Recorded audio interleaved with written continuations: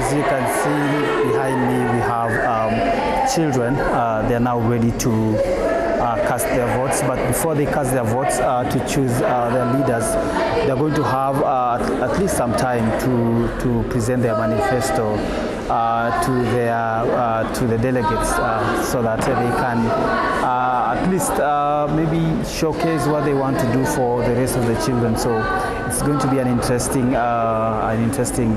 moment.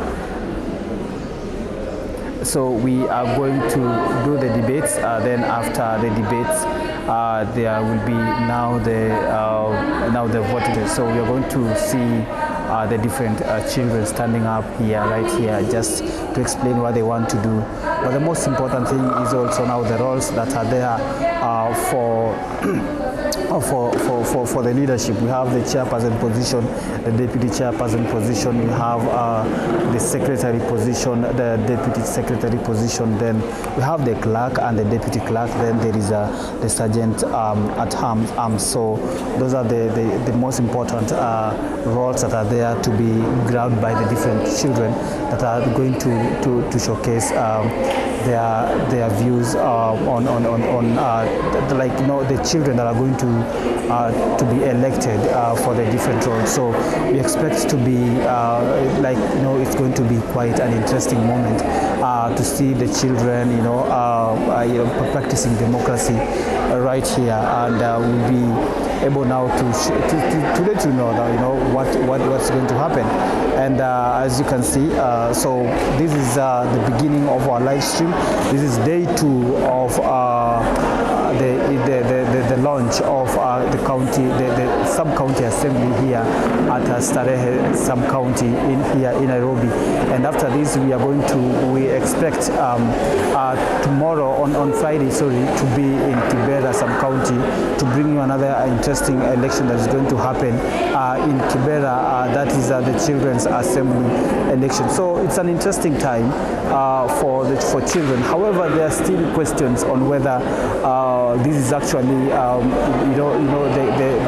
the Children's Assembly has maybe the structures are set, or whether even the voting process is something that is legal, and we'll be looking forward to hear your views on what you think about this process, and what you think about everything that is happening right here from yesterday to today. And we have seen different partners coming here and saying, you know, they're in support of the current process. We have World Vision that are supporting this exercise. We have USAID. We have Good Neighbors Kenya. We have Pendekezo Let. We have Child Fund and other organizations. And maybe my cameraman can just pan to that, can zoom in that banner so that people can see. Those are the people, the organizations that are funding these events, that are supporting this event. And we hope that, you know, this process continues and maybe stretches to other counties as well, to maybe to other sub-counties across the country, so that we can give all children an equal opportunity to participate in this process. It will be very, very interesting, and it will be very good if all children will be able to participate in an exercise like this, and they are all informed about whether there is such kind of an exercise and what is their role in making sure, you know, that, you know, this exercise is successful. So it's just an interesting thing to see, and we'll be happy to bring you more and more stories and news as time moves on. But for now, they're going for the chairperson nominations that are going to be done. Children themselves will propose who they want to be the chairperson. So then after that, they'll vote for that role. Then from there, now we'll move to another role. And one of the things that I had, the spearheaders of this process saying is that, they're going to have equal representation of both genders. That is that the girls and the boys, making sure that, all of them participate in this process, and all of them are also participate in the leadership process, and making sure that, children understand the need of having gender balance in the entire process. So it's an interesting thing to see, and we'll be happy to bring you more as time goes. But for now, let's go and listen into what is happening. Now I think we have consulted with us.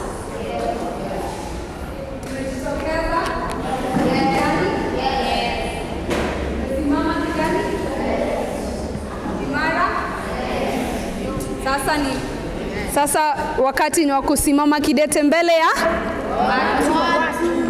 Very good, very good. So, we are going to start with the sergeant at arms. Kama umeguzwa and you'd like to stand for that position, fear not, children. Jongea tafadhali. Sergeant at arms. I also believe you know the roles, si ndio? Unajua kazi ya msee wa sergeant at arms. They're in your booklet. So we have Glenn. Thank you, Glenn. Who else? Njoo, sogope.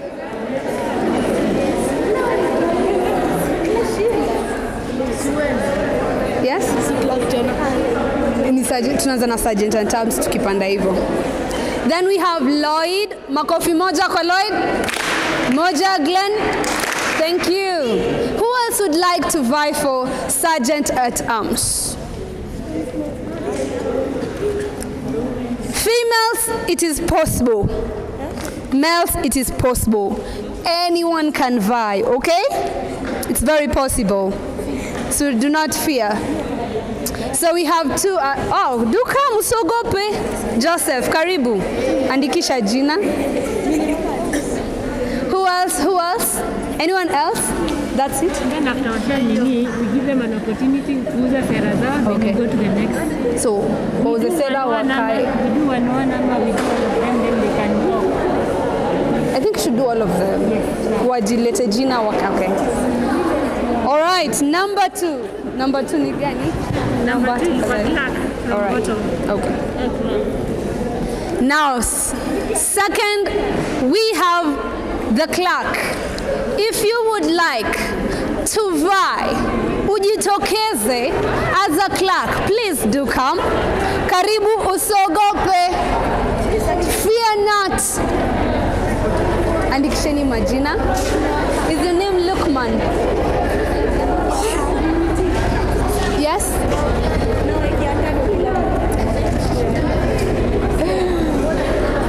On the first, we have Lukman. Moja, Lukman. We have Lukman. Number two, we have, what's your name? Susan. We have Susan. One clap. Then we have Andrew. One clap for Andrew. And then we have Elvis. One clap for Elvis. Thank you. Mukuna vitu nyingi. All right, so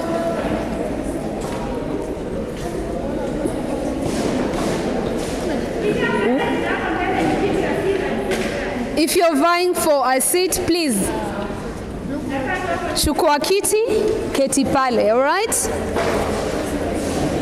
Thank you, thank you.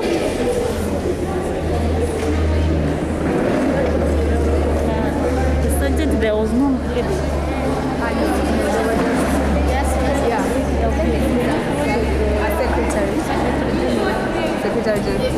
Next up, we have the Secretary General. So if you feel that is something you want, usogope njoo, fear not, children, come forward. Karibu, karibu, karibu. Karibuni, karibuni. Mnafilaje? How do you feel? Nervous. Betty feels nervous, Amo, unafilaje? Nervous. Nervous too. Yo, I hear something.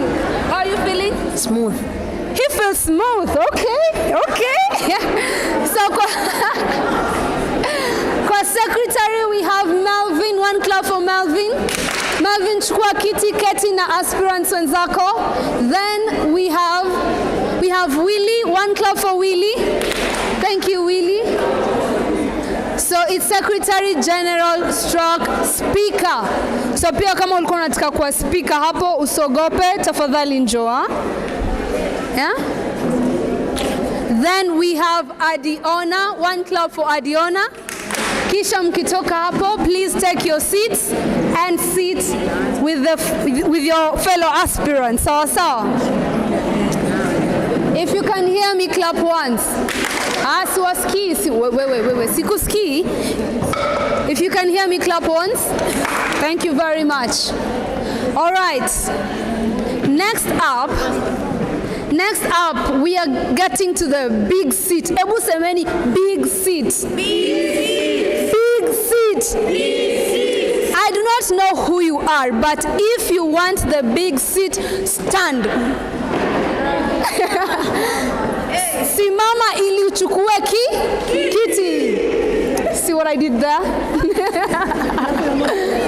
Usogope, tafadhali njoo. Yes. Gani? No, ni chairperson, then the lady mwenye atapata less, mwenye atakuwa second runners up, atachukua deputy. So just go, yeah. Anyone can become a chairperson or a deputy, sawa? So take your seat and move. Itakuwa tricky. We are not vying for the deputies. Yani nimewambia. Unaweza kuwa wanakaa wakichukuliwa wagotiwa for deputy. So you tell them if they want to be a deputy of anything, they need to come out for the chair. For the either secretary general or for the clerk. Unajua anaweza kuvotia deputy. Oh, okay. So we are not voting for the deputy, sawa? So you have to vie for any of these seats kwanza. Say for the chairperson. Are we together? Then, if it's male person who gets the chairperson, the first runners up will take the deputy chairperson wa hiyo gender ingine. Sawa sawa? Sawa sawa, are we ready? Una feel aje? Happy. She feels happy, okay? Haya, do hivi. Songesheni hizi viti. We are not vying for deputies, okay? So kama unataka kwa deputy clerk, ama deputy speaker, ama any deputy, first you have to vie for that seat. So enda useme unataka gani. We are not voting for deputies, okay? Have you vied? Why not?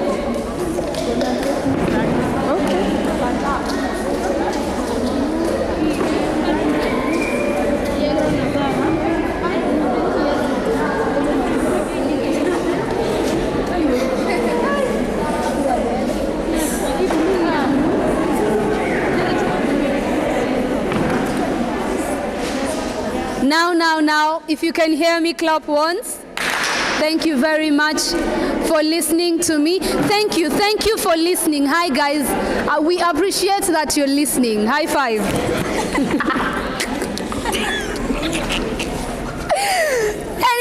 Anyway, so here's what's going to happen next.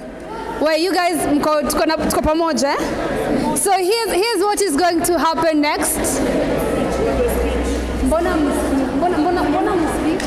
mnisikii? Lewi, mbona unisikii? Mbona unaongea? Mbona unisikii? Haya, sawa. So these guys are going, nanisikia?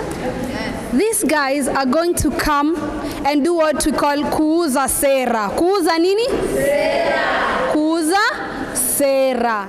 They're going to tell you what they want to do for children in Starehe sub-county, okay? All right?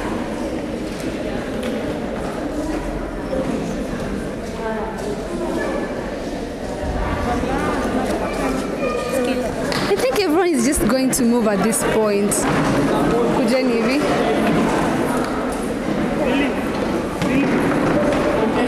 Songeni hivi. Songeni, just join us.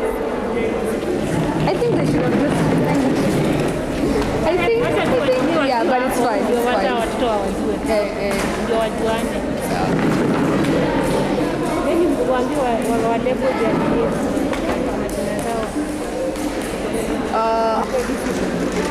Manyana name tag. Okay. Make sure, hi guys, hi. So make sure your name tag is visible, sawa sawa, ndio watu wakujue na wakuone, okay? So iwapo huna name tag, sema upewe wakati huu. Yako imetoka. Sawa. Acha, let me get someone aweke, sawa? Okay.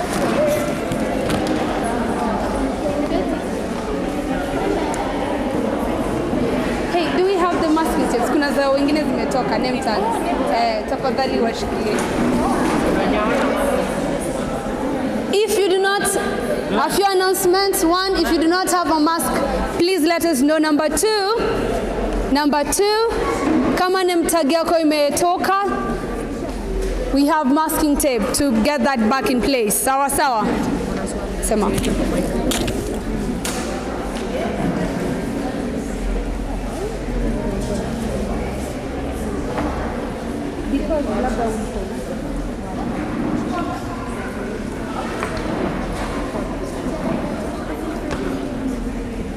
Okay.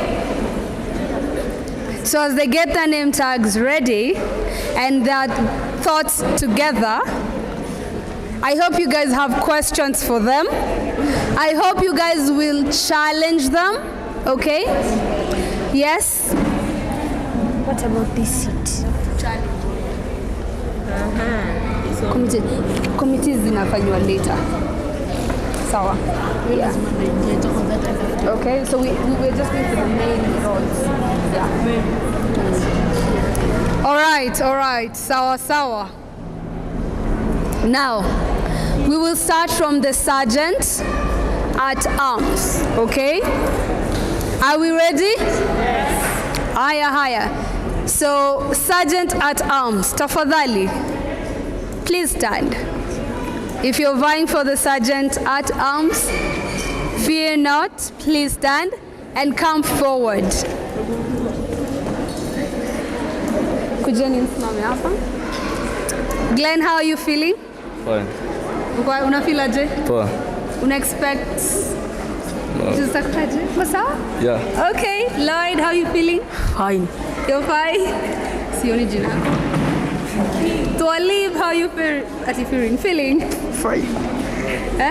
I'm a little bit nervous. Twalib is feeling nervous. We wish you all the best. We wish you guys all the best. So what is going to happen is Mojanyo atasimama auze sera zake. Sera ni kama like manifesto, like say what you're going to do, okay? And if you guys have any questions, one or two real quick, ask them. Sawa sawa? Yes. Please. Then ukimaliza mpe. Good morning. And also, I'll make sure that everybody have his or her right to do what she or he wants. Thank you.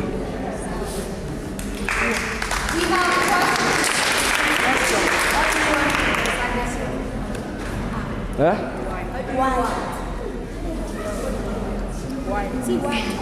Why? Yeah. Okay.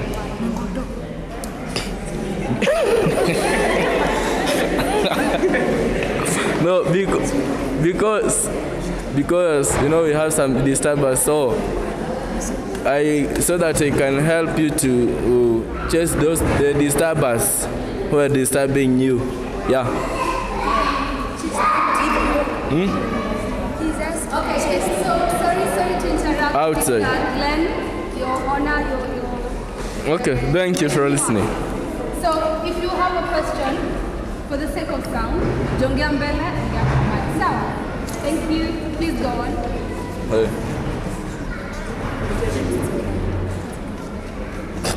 Hey, take.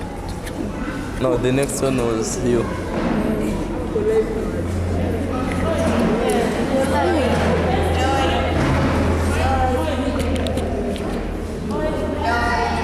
Good morning. My name is Lloyd, I guess. I want to vie for a seat of sergeant at arms. That's all.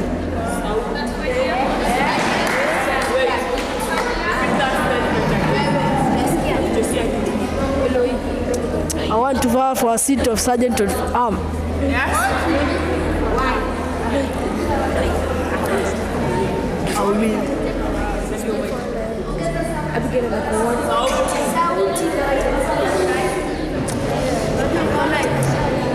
I want to vie for a seat of Sergeant at Arm. That's all. Yeah. Good morning. My name is Talib Ahmed, and I want to vie for the Sergeant at Arms seat. And I'll make sure that all disturbers will be kept out of the house.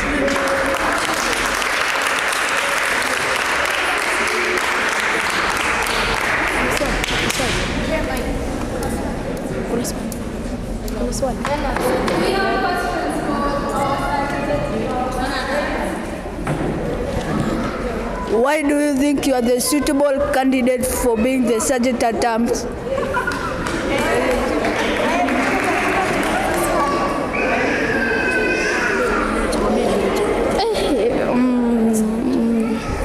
I believe that I can be a Sergeant of Arms and I can be a leader.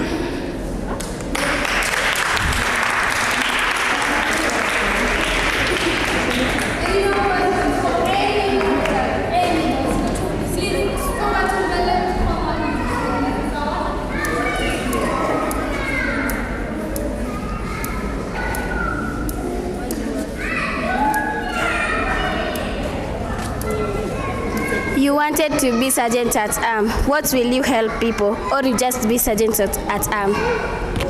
I will take out the disturbance people out.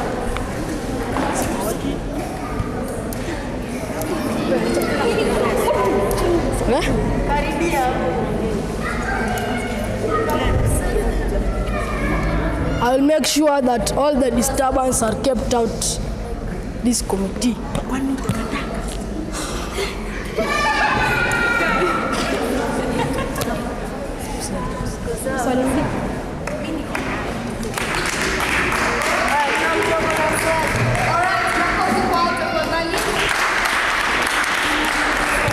Thank you very much, aspirants, Sergeant at Arms aspirants. Sawa.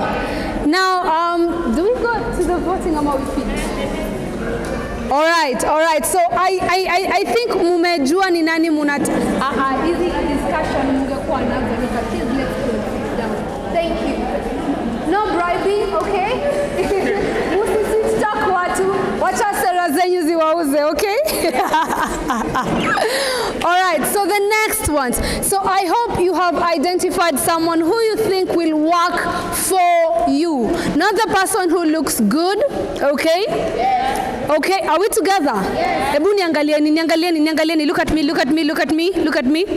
Not the person who looks good, not the person who dresses the best. It's the person who will work for you. Sawa sawa? Yes. Watoto wa Starehe sub-county. Next up we have the clerks. Clerks, tafadhali, msiogope, tafadhali njo. We have Lukman, Susan, Andrew, Elvis, and Stella Maris. Tafadhali njoni. Wapigia makofi wakija. Haraka, tafadhali wakati. Let's hurry. Lukman, Andrew, Elvis, Susan, Stella. Thank you so much for vying. We appreciate you guys for your interest in leadership. Talk to us, Lukman. Be audible, sawa. Ingia kwa nguvu. Songa mbele. One line.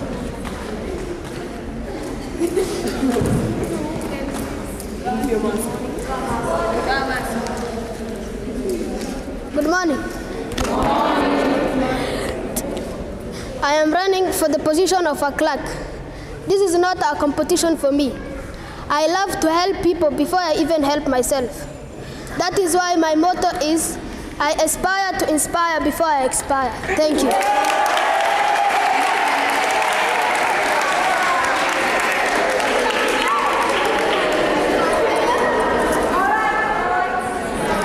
morning, my fellow delegates. Good morning. My name is Andrew Mtuma, and I hereby stand for the.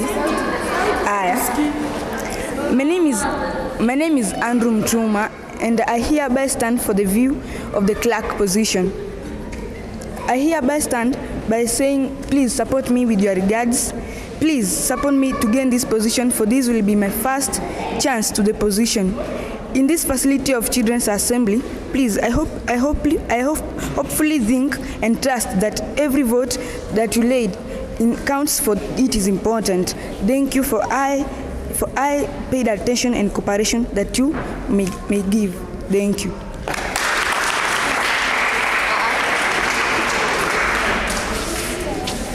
Morning.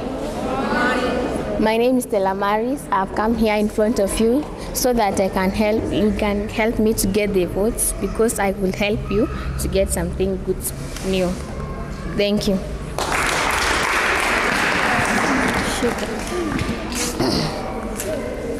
Good morning. How are you?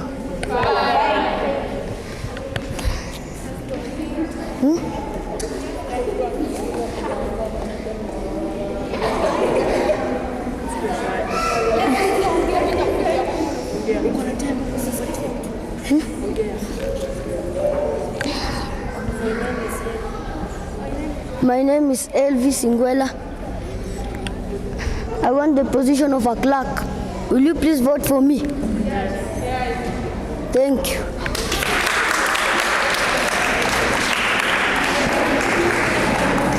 Ladies and gentlemen, my fellow students, good morning. Good morning, Susan. My name is Susan Rebecca. I would like to vie as a clerk because I would like to help you, and I will even like that all of us while we are here, we get the KCA uniform. Or don't you want that uniform? So I wish you a good day. Can you please vote for me? Do we have any questions for our clerk? She can as well. All right. Thereby being no further questions, we will move on swiftly. We'll move on swiftly. Sawa. So next up we have the Secretary General stroke Speaker. Tafadhali msogope kuja. We have Melvin, Adiona, Willie, and Jolene. Please come forward. Wapigia makofi jamani wakija. Thank you very much. I hope you guys are feeling good. Sindo, I know you're feeling anxious, but don't worry, you'll be fine, okay? Please, Jolene, talk to us. Good morning. My name is Jolene Agatha, and I am vying for the seat of Speaker. If you vote for me, I will ensure that every voice of every child is heard. Every child will get to speak their problems and express themselves. If you vote for me, you know I do not speak changes, I make changes. Thank you.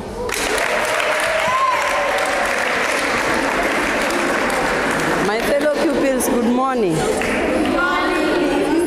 I stand in front of you this morning to tell you that I want to be the Secretary General, the Speaker.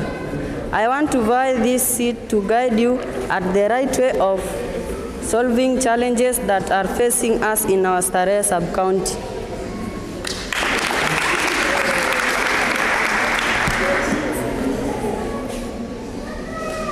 Good morning, everybody. Good morning. My name is Melvin Awar. I hereby stand for you to vote for me as a Secretary General. I will make sure that every child has a comfortable place and have space to put her head, and all the problem will be solved.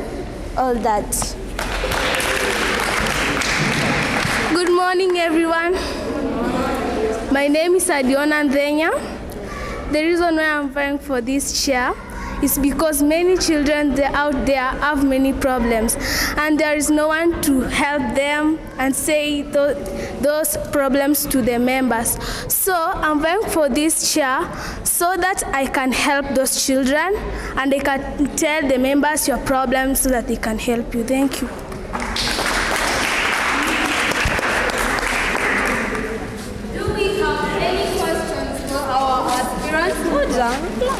Do we have any questions? No? Okay, wapigie makofi wakiketi tafadhali. Now the big seat that 11, we have 11 aspirants.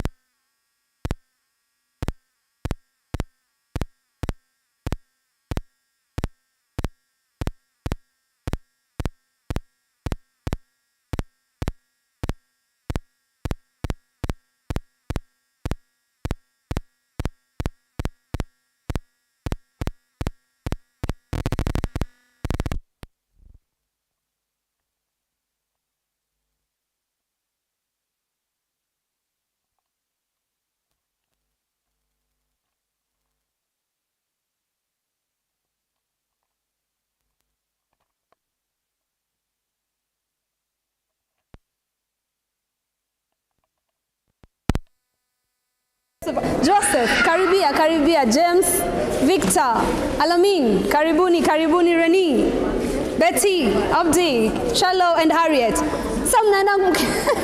One line, please. All right, now we want to hear what they have to say for us. India, are we ready? Yes. Siwaski, are we ready? Yes. Thank you. So I think we will start over here at Joseph's corner. Please, Joseph, talk to us.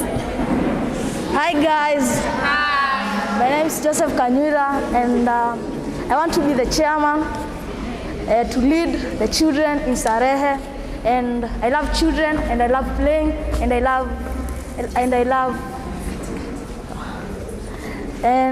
love playing. And if you'll vote me in the seat, the uniforms will be there for you. And even every time I will be representing you when I will go there to the office, and I will making sure that you have get your rights when I go there. That's it. Thank you.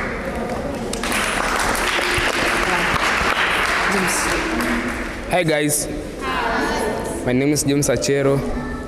I want to sit for the seat of chairperson. I need to for you. I have naongea Kiswahili si ndio? Naweza taka munivotie. Hii kiti ya chairperson ndo naipigania kwa sai. Nawategemea yani. Asanteni.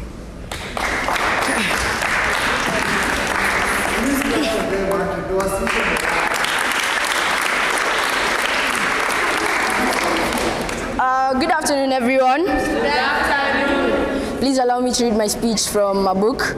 So, my name is Alamin Ahmed. I stand before you today because I would like to vie for the post of chairperson. I believe I am the right person for this, for I am ready to take on anything. Sure, I may not be strong from the outside, but I am strong from within. I am and always will be ready to fight for our rights. I mean, my t-shirt is already telling us. Future. We are the future. Together, we can stop all forms of child abuse. For together we stand and divided we fall. Perhaps for some of you, I may not be the valid choice. But I hope you take some time to think about it. I hope I was able to convince you, and I'd like to say thank you, and I hope you have a good rest of your day.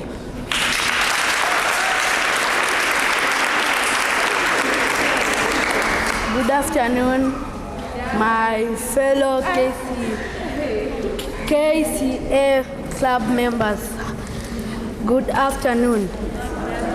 As I start from our officials, my competitors, together with my fellow fellow Kenya Children Assembly members, hail you.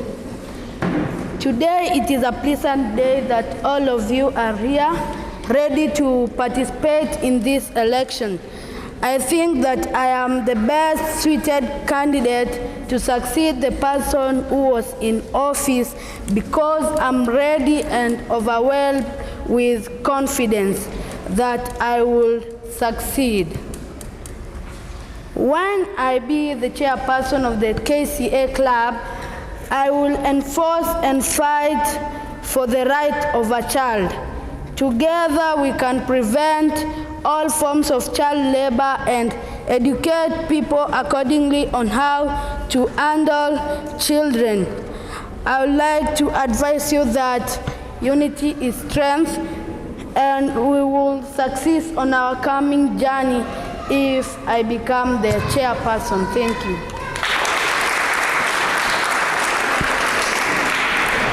Good afternoon, guys. My fellow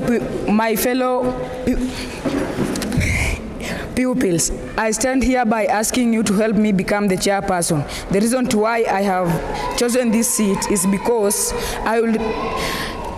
that I believe that I can do better than the person who was already on that seat. I will always respect your opinion, and I will take actions to those who are mistreating children within Starehe division. I will promote peace within children of Starehe and make sure that your opinions are heard from beyond. I will also promote care values. I will also promote core values among pupils. Thank you. Good morning. My name is Rene Obala and I am vying for the seat of the chairperson. I would like you to vote for me because I believe that every child in Kenya should have rights and their rights should be enforced. And I would like to engage you more into music because music, wangapi anapenda muziki hapa? Wangapi anapenda kuimba, kudance, anything related with music? Si mnapenda? Yes. So I want every child in Kenya to have an opportunity for themselves to get a chance to sing, to dance, to do all of those things that they love, their hobbies in other words. So if you vote for me, you'll be buying a ticket to the better future. Thank you. Praise God. God is good and all the time. My name is Betty. Mina vie for the deputy chairperson. I promise you mkinivotia ndakuwa respectful to the chairperson mwenye ako na big seat. I'll always respect your opinions.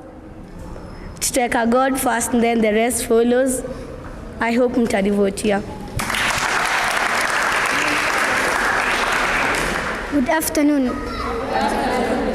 My name is Zahra Abdi. I would like to stand as a deputy chairperson at Starehe sub-county. I will inspire my sub-county by changing children's life, and I am ready to fight for children's rights. I want to impact before I depart. Thank you. Good morning.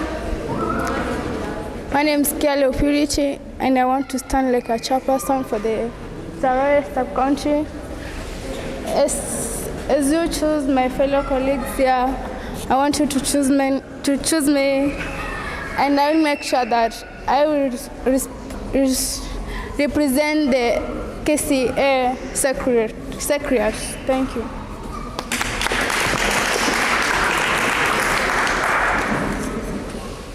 All protocols observed. All protocols observed. Good morning. My name is Harriet Swanza, and I'm vying to become the chairperson with an objective to represent your rights, you as the children, and all your rights before the KCA. It's my dire prayer that all our rights, as large and as essential they are, to be enforced. And if you choose me, I'll make sure I'll work hand in hand with the rest of the team to make sure that your rights are attended to. Thank you. Morning, guys. My name is Sarafina, and I'm vying for the Big C chairperson because I would like to help the people to speak out. When I'm the chairperson, I will build more counseling centers so that people who do not have the courage to speak up would speak up and get the courage to help others to speak up. Thank you.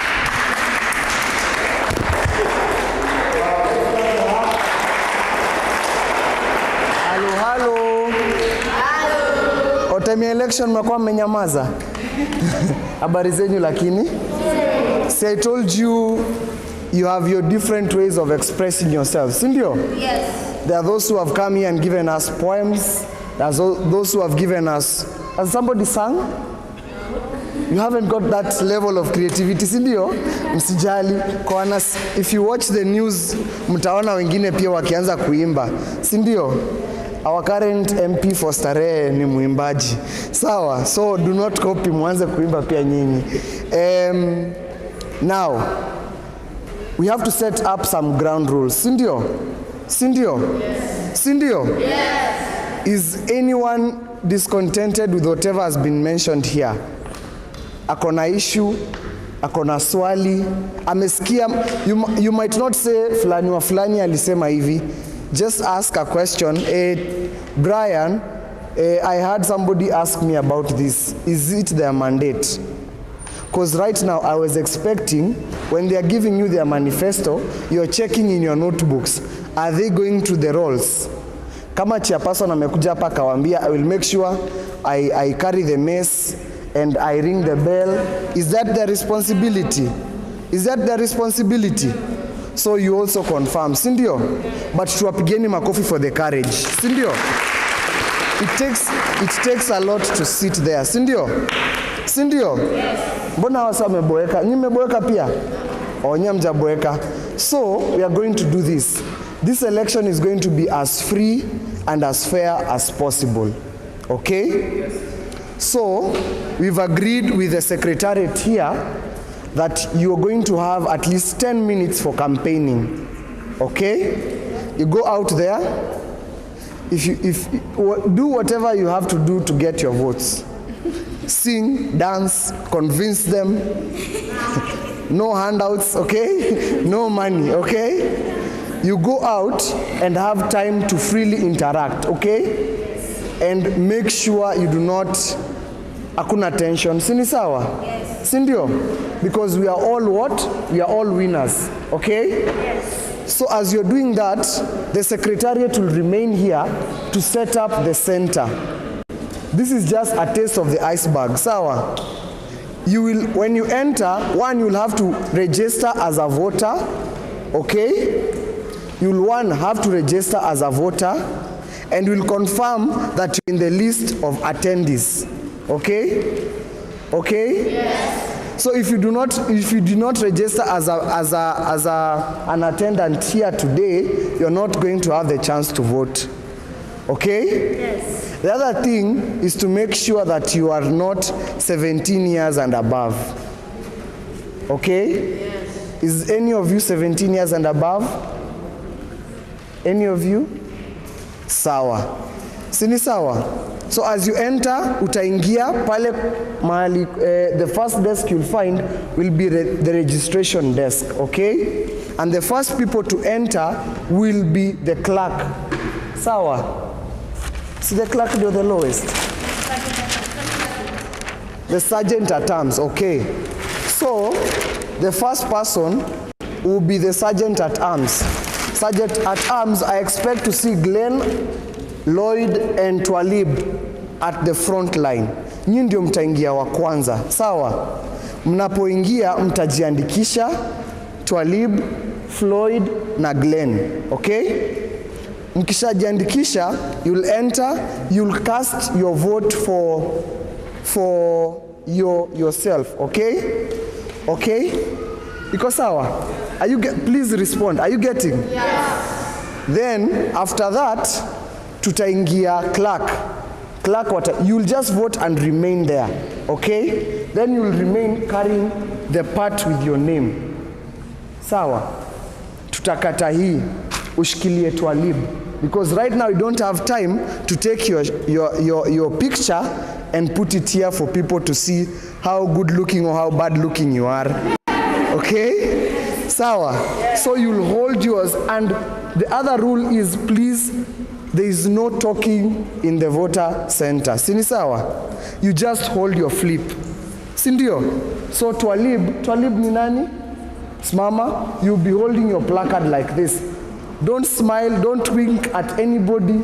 Don't try and make that sad face, no. Just stand there, umeshikilia, so that they know. Juna jua kuna mtu amemjua Twalib for 2 days, sindio? Na haja mark sura, sindio? So anajua tu jina Twalib. Ama the name seems so sweet, I would easily vote for him. You know? So we try and make sure that the process is easy. Utashikilia jina lako. Sini sawa? Kisha after akina Twalib wamemaliziwa, the other candidates, allow me to use Twalib as the example. Sini sawa? Yes. Allow me. It seems sweet, the name. Sawa. After akina Twalib wamepiga kura, kutaingia clerk. Immediately after. Clerk now waingie, waandikishe jina, wapigia kina Twalib, then wajipigie wao. Unajua hata clerk anaweza kuwa ataharibu kura yake, asijipigie mwingine. Au ajipigie kwanza, kisha asimame hapo. Okay? Then enters the who? Who next after the clerk? The who? Is it the chairperson or is it the Secretary General? Secretary General, who is the speaker. Sindio? SG aingie, waandikishe, wachukue placard zao, wasimame. Sindio? Kwa hivyo watapigia sergeant, clerk na wajipigie. Then enters the speaker candidates. I know there will be many, from maybe there up to here. So each and every one of them will hold their placards after voting presumably for themselves. Okay? Labda hata washa form coalition, washa sema hii kiti ni ya huyu jamaa.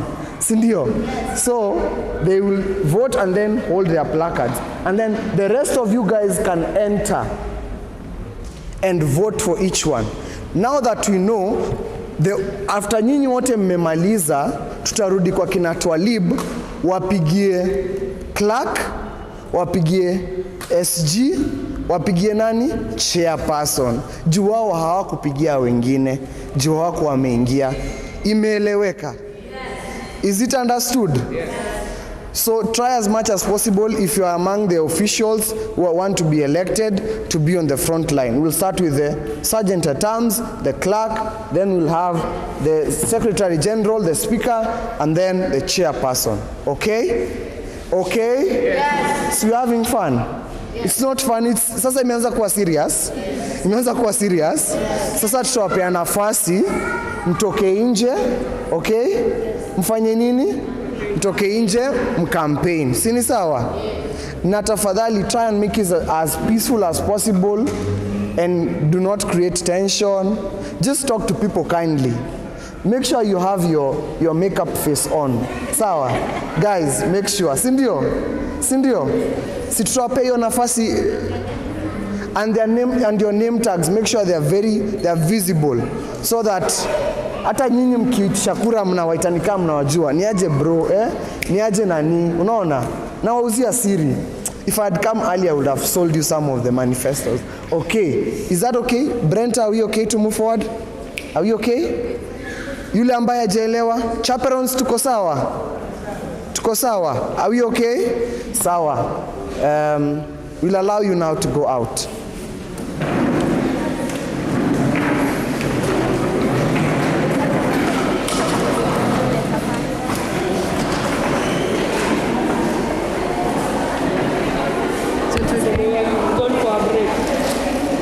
Wanaenda ku campaign.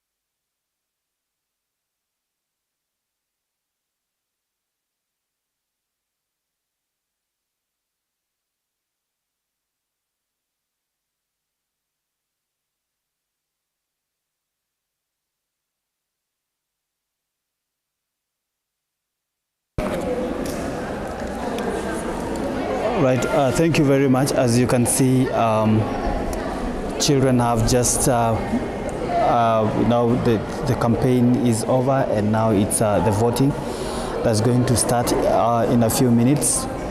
And as you can see, we have 4 ballot boxes that are there. One for the clerk, the one for the vice chairperson, then there is the secretary who is the speaker, then there is the chairperson. So all those roles are going to be voted once. It's not like, some of us expected maybe they will vote one position after the other, but it's a serious exercise that if you lose your position as maybe the chairperson, you cannot go for the next position. So it's a systematic, it's actually like, the voting is done once. So children are now currently outside, and as they will be coming in a few to start the voting process. They are currently, just reorganizing themselves and seeing, probably discussing who is the best candidate that they can vote for. So they'll be coming in a few minutes. But what's going to happen is, the different aspirants will be coming in, and they will be casting.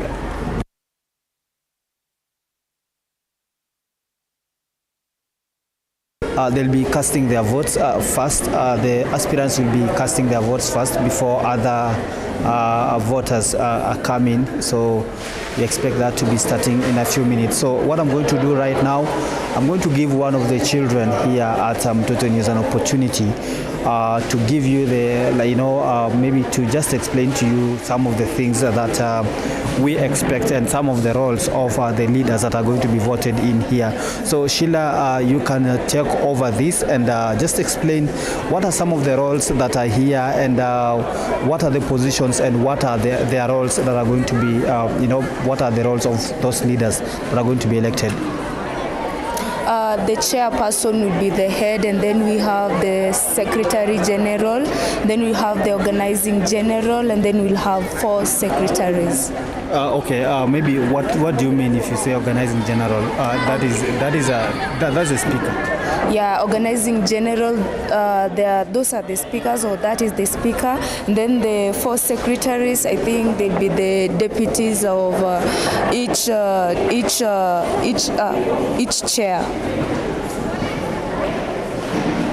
So their roles will be to set the agenda for the day, rules of engagement, and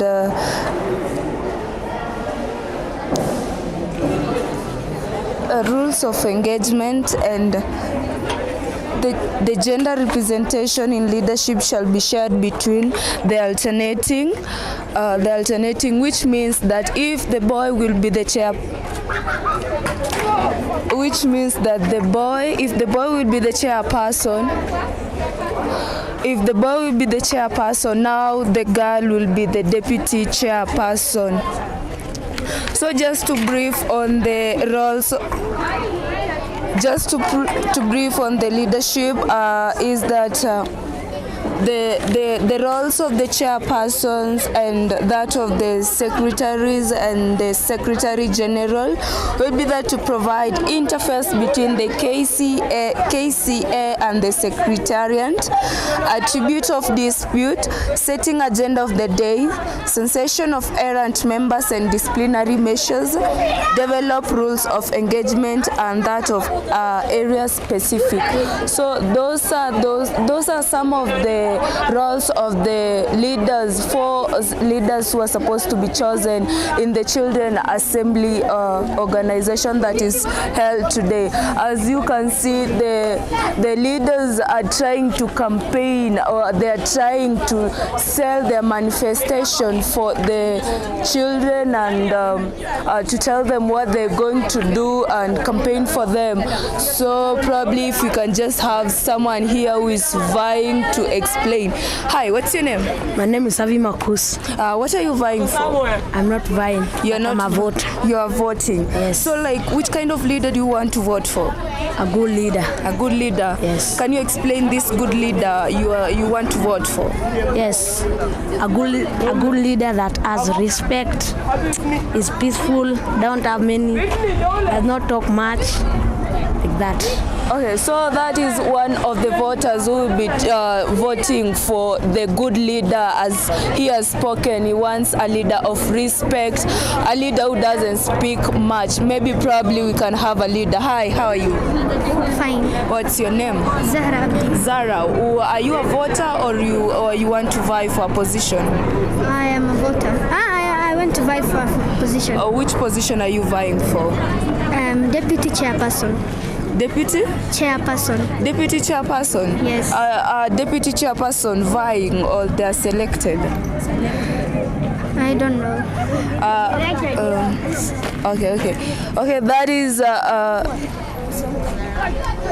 okay, so the deputy chairperson will be voted. That is a point of correction. A deputy chairperson will be chosen by the chairperson or the chairs among the 4 secretaries or among the 4 leaders, who is the chairperson, the general, the secretary general, the organizing general, who is the speaker, and the 4 secretaries who are the clerks.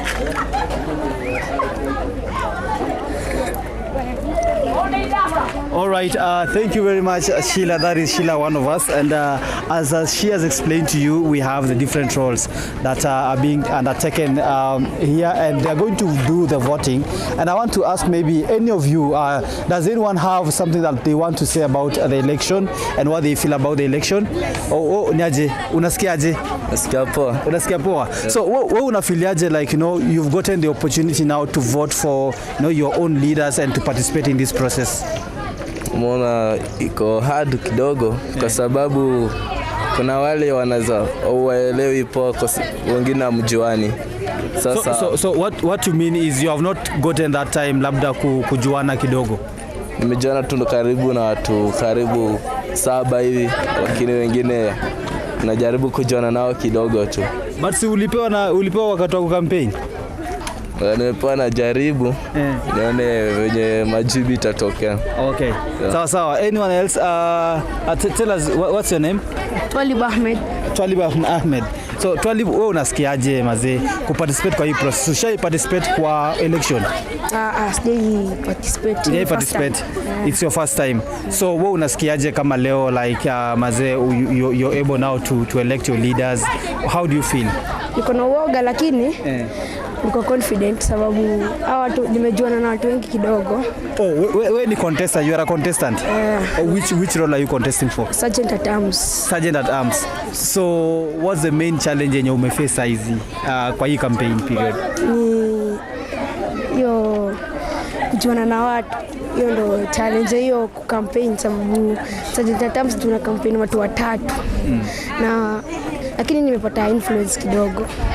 So nini unataka kufanyia watu ukikuwa Sergeant at Arms? Ensure law and order. Tukikuwa na debate na sasa kazi ya Sergeant at Arms ni kubeba ile mallet na kurebel na ensure hizo vitu zinafanyika on time. Okay. Correctly. So uko confident unaenda kushinda? Confident. So maybe what encouragement gani unaweza ambia watu wengine hapa nje? Mtu hata kwa mtoto aje, unaweza kuwa leader na mtu asikubague kama ni mtoto. Na maybe wewe unafikiria ngaje vile mazee watu wakubwa wanaenda kudiscuss issue za watoto na unapata watoto hawako? Wewe unaonaje hiyo issue? Hiyo si vizuri sababu watoto pia ni kama human beings, wanafaa kuincludiwa kwa kila jambo kwenye serikali inapanga. Hivi kama gani una feel like mazee inafaa serikali inafaa ihusishe watoto? Hii mambo ya curriculum na hii mambo ya hizi affairs hizi na mambo ya health pia watu wanafaa kuincludiwa kwa hizo jambo. So mna feel like mnafaa muincludiwe kwa hizo vitu? Yes. Apart from hizo vitu kuna zingine mna feel like mnafaa kuwa involved? Ziko mingi lakini sizitaja. So labda ukichaguliwa unaona labda utaweza kusukumana na kuomba serikali ishughulikie vitu kama hizo? Naam, ndio. Utashughulikia aje? Ndaishwa watoto zinasikilizwa na serikali. Okay. Sawa. No, so wewe unaitwaje? Kwa majina mimi naitwa Joseph Kanywira. Joseph. So karibu sana. Thank you so much. This is Mtoto News and thank you so much for joining us. So I wanted to know wewe unavai ama wewe ni voter? Mimi navai. Wewe unavai? Yeah. Unavai position gani? Chairperson. Wow. So what do you want to do for the people of this sub county? I wanted to make that the children they can nurture their talents and even to be people who can do something like you see many people like in here they know football, they know rugby, they know how to draw, but they cannot get a facility which can take them so that they can be good. Yeah. So how do you think how are you going to do that? I will make if I go, I'll speak by the leaders even to make for us like those facilities. Yeah. So do you think you guys participate in issues that affect you? Pardon? Do you think unaonaje mna participate kwa vitu zenye zina affect kama mambo ya shule, mambo ya hospitali, mna participate kweli, mnaitwanga ku participate? Yeah. Vitu kama gani mai participate, labda gavai mai kukuita ukakuuliza wewe unafikiriaje kuhusu hii story? Vai. Nilitoa ile lack of protection, vile watoto wanafaa protectiwe. Hiyo ilikuwa wapi? Ulikonga huko Mary Immaculate tuko shule. Na sasa vile mliparticipate, issues zenu zilikuwa considered kama watoto? Bado wako consider, walisikia lakini hawakutimiza. So maybe ni recommendation gani unakuanga nayo mazee watimize venye unafilaje ndio watimize hizo stories zenye mna participate? Nikiona hazitimizwi I feel bad na sitasikia vizuri senye rights za watoto hazitimizwi. Na hiyo tangu hiyo wakati yenye ulikuwa labda hiyo story ilikuwa ina happen, ushaipewa feedback labda mbona hazijatimizwa? Bado utatukupewa feedback. Na maiuliza labda mbona mtupei feedback? Huko kwa shule wanasemanga watauliza lakini waulizi. Yeah. So wewe unafilaje hivyo mazee, wakati mmeenda mmefanya kitu ampewi feedback, amoni kitu imehappen, unafilingi aje? I feel vibaya na naona tena government ni kama dijali na watoto and next ni kama watoto ndio the next future.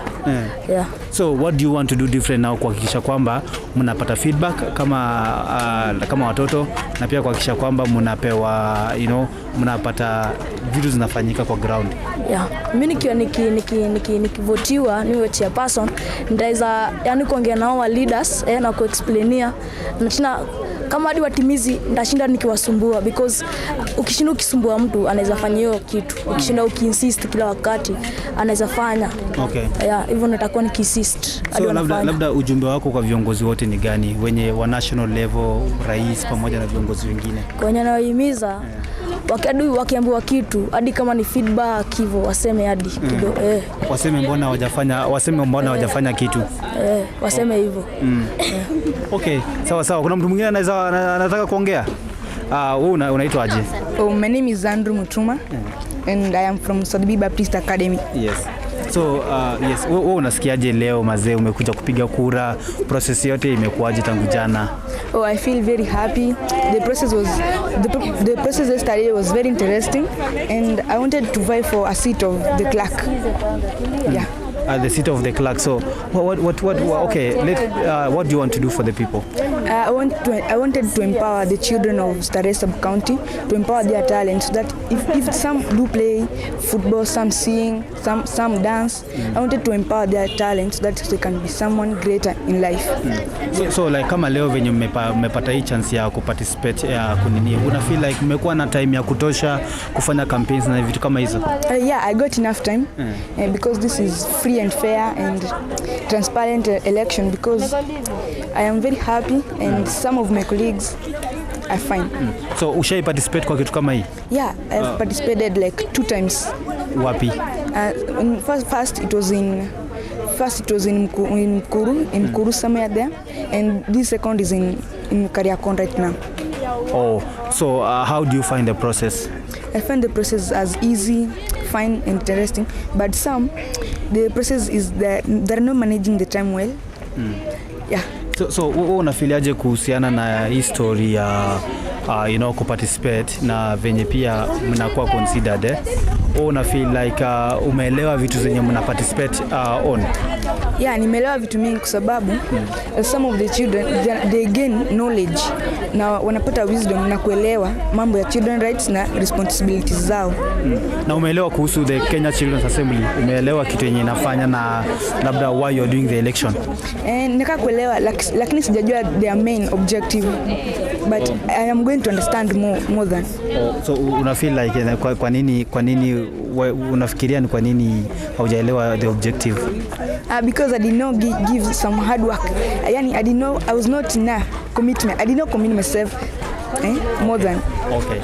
All right. Thank you so much. So right now the chairpersons have been going in. The positions of the chairperson are going to be the first positions to be done, and then after that they'll move to the other positions. Maybe we can still continue get the people's views. Wananchi, uko na maoni? Kuja, njoo tu. Sishangae. Gloria, mambo. Poa. Unasikiaje leo mazee? Venye umekuja kupiga kura, unasikiaje? Nasikia niko kwa 3 moods. Ya kwanza ni fear, ya pili ni happy, ya tatu ni confused cause siwezi jua ni nani ndo ndavotia. Uko 3 moods. Sasa umeenda. Oh wow, karibu Njoki. Karibu. Utuambie unasikiaje? Nasikia tu nimefurahia sababu pia tunapewa chance, sababu kitu kama hii pia in future inaweza tusaidia. Kama sasa hivi tunaelekea time election na sisi pia tuna practice yetu hapa, sababu ni kama practice for our future. So mimi nasikia nimefurahia sababu pia tunaanza kupractice hizi vitu na tunaona rights zetu, tunaanza kutaka rights zetu zifuatiliwe na tunajua pia rights zetu, tunaelezewa vizuri. Hapo sana nasikia rami na wanafunzi wanajitokeza kuvai for different seats. So tuna hope itaendelea vizuri na tunasikia pia raha sana kuona watu wako na confident. Sababu there is always a winner and a loser. So hapo hiyo ni kitu washaelewa, ukiwin, ukilose. So for you, wewe una contest ama wewe ni voter tu? Mimi ni voter tu, sijavai for anything. Oh. So what do you think maybe you want these people that are going to be voted in wafanyie? Watu Kenya wametuambia watufanyia siongee tu. Unajua actions speak louder than words. Savla amesema watatufanyia, isikuwe tu ni kuongea wameongea. Wakisha wanatuwakilisha pale na hizo vitu zenye wamesema watufanyie. Na like how do you think maybe how are you going to keep them accountable? Waseme like ile kitu yenye mlituambia mbona mjafanya, unaonaje ndio keep accountable aje? Like nyinyi mtafuatiliaje kujua wewe labda kukwambia like wewe ulituambia hivi na hujatufanyia, mtajuaje? Si kama mtu ametuambia, for example kuna nyama amesema kama tunataka uniform za KCA. So akishaingia tumchague, after hajatupatia hajaleta hizo uniform za KCA for a long time, tutataka kujua kwa nini hajaletewa, na kama ni in a good reason it's okay, but kama ukweli hajaitisha na hajaulizia, hapo nao tutamwimpeach pia kama afanyi kazi. Sawa. Thank you very much. So let's hear from the chairperson kidogo. Ni aje habari yako? Yeah, I can see you contesting for the chairperson. Hey boss, tell us what is the inspiration behind you're contesting for this position? For this position, I guess my inspiration is back in my school. A few months ago, like last year, we had an election for post of presidency. So I vied and I happened to be the one who won. So I felt this time perhaps it will be fine for me to go again, to vie again. So I'm just trying to win for chairperson right now, just like I went for president. What do you want to do? Maybe do you understand, the case about the Kenya's Children's Assembly and what it does? So I understand that for the Kenya Children Assembly, it's mainly works on children, so their rights and other things. So with me, I'd like to help the children in our country, and with that, I guess it's some sort of like some people right now in the same, perhaps in my school and some other schools, feel like they don't have a voice. So I'd like to be their voice towards the government and towards yes. So what do you want to do different? What that you feel like the government is not doing best? Maybe you want to change.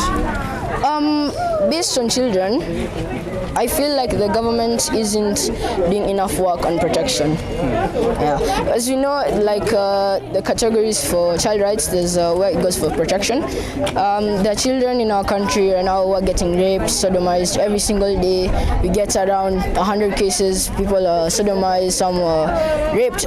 So I'd like to change that. I'd like to change the view of people and children. So how are you going to change that? Change that. With the help, if I do get elected as a chairperson, I'd like to get some help with the other members of the Kenya Children Assembly. We'll work together with the administration, with the school administrations, the governments of Kenya, to perhaps help these children. All right. Thank you so much, sir. All the best as you go for this thing. Thank you. And wish you well. Thank you. Karibu sana, another chairperson. She's called Sarafin. Sarafin, how are you? Sarafina. Sarafin, yes. Karibu sana to Mtoto News. This is Mtoto News. We are glad to talk to you about how do you feel about this position that you're contesting for? It is nerve-wracking. Yes. I'm very nervous because I'm not fond of people right now because I just came today, so I do not know anyone very much, so it's nerve-wracking. I just hope they can vote for me. So what are the challenges that you face so far in this process? When I see my colleagues talking very confidently and I do not have the courage to talk that well, so I feel like, oh no, I'm not going to be voted. Wow. So what are some of your manifesto or some of the things that you want to do if you're voted the chair? I would like to build health counseling centers so that I can encourage people to speak up, because there are many people like me, there are many children like me out there who do not have the courage to speak, but I would like to encourage them to speak up and get the confidence. And maybe what do you think maybe the government is not doing very well that you want changed?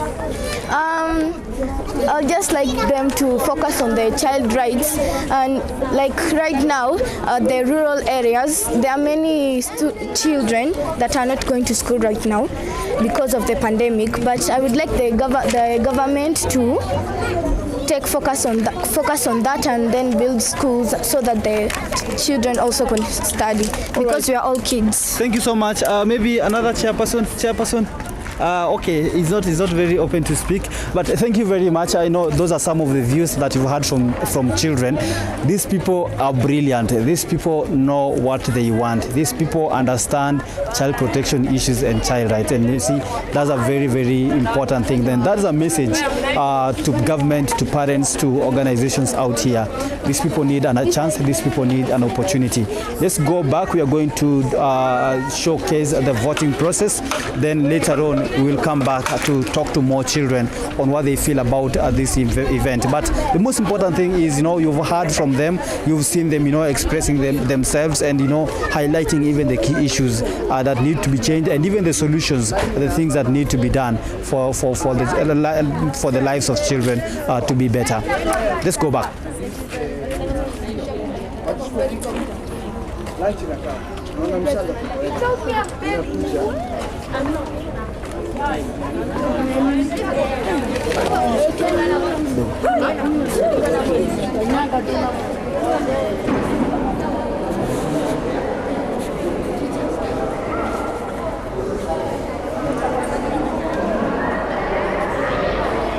Yes. So now maybe we just need to know.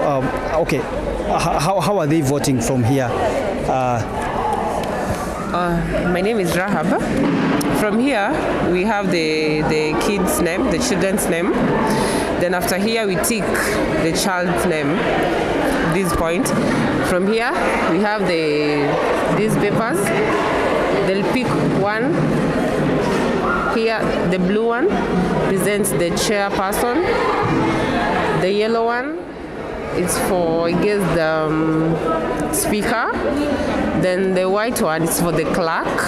Then this one is for Secretary General or for the speaker. Yes. So how are they going to vote? Like, what are they? So wakikuja wanaanza hapa. Akichukua hapa moja, ataenda pale andike jina ya huyo mtu mwenye anataka. So because the people vying watakuwa wamepanga hapo nyuma line because hawajulikani ni kina nani. Then akimaliza, the next person here atapick hii, then ataandika jina ya mtu mwenye anataka hapa hivyo hadi ishe. Yeah. All right. Thank you. Then after the voting, we're going to count all the votes and give the results. Yes, we are going to count the votes, then give out the results. Yes. Thank you very much. All right, you've heard from them how the process is going to take place. They are going to, once a child comes in, they will cross their name, then they will pick each ballot for the 4 positions that are here. That is the chairperson, the speaker, the clerk, and that is the secretary. So all the 4 roles, they will pick them. Then from here, they will move to this is where they vote. These are the boxes. They will vote here. Now behind these boxes, there will be the people who are being contestants will sit behind because they are not really understood our Juani, so they haven't had that enough time to campaign. Then so they will sit behind. Then everybody will have their name indicated here. Then from there, children will now be able to choose the people they want, and then vote here. Then all the other positions. So we have this ballot for the chair, this ballot for the Secretary General, that is who is also the speaker. Then there is now the other one for the clerk, then the sergeant at arms. So those are the boxes that we have right here, and the voting process is going to start in a few minutes, and children will be able now to practice their democratic right. We are very happy to bring you this process live here because we understand how important child participation is, and that is part of what we do, and we are very happy to involve you in this process. You can also send us your feedback through our social media platforms at Mtoto News. That is on Twitter, on Facebook we are at Mtoto News, on YouTube where we are live streaming also. You can just indicate your message through the chat so that we get to just understand, get your feedback. We'll be very, very impressed and happy to hear from you. Right now, let's wait as the process begins, as the children start coming in one after the other. So there is a lot of very interesting things. All children are outside. Inside here we only have the chaperones that are here, and different people from the different organizations, actually the ones that are looking after the election process. So they are now coming in one after the other to do their voting. After the voting process, now they will do the counting, and they will the winners will be announced, and they'll have to give maybe their speeches, and later on they start working. And one of the things that I'm hoping, or we are hoping, is that this will not end here. It's maybe a process that should be replicated across the country, so that all other children also get the opportunity to give their views from across the country. But the most important thing here is they are setting the pace here in Starehe sub-county. Then after here, on a Friday, we shall be in Kibera sub-county also to continue giving you these kind of very important exercise in the lives of children as we try to promote children rights across the country. So that's very, very important. Now coming in are the person contestants who are, that is the clerk, the sergeant at arms, contestants who are coming in. So those are the contestants, the 3 contestants. Those are all they are all boys. So they come in. They will do they will cast their votes. After casting their votes, they will now stand. I suppose they're supposed to stand behind the ballot so that children get to know who they are.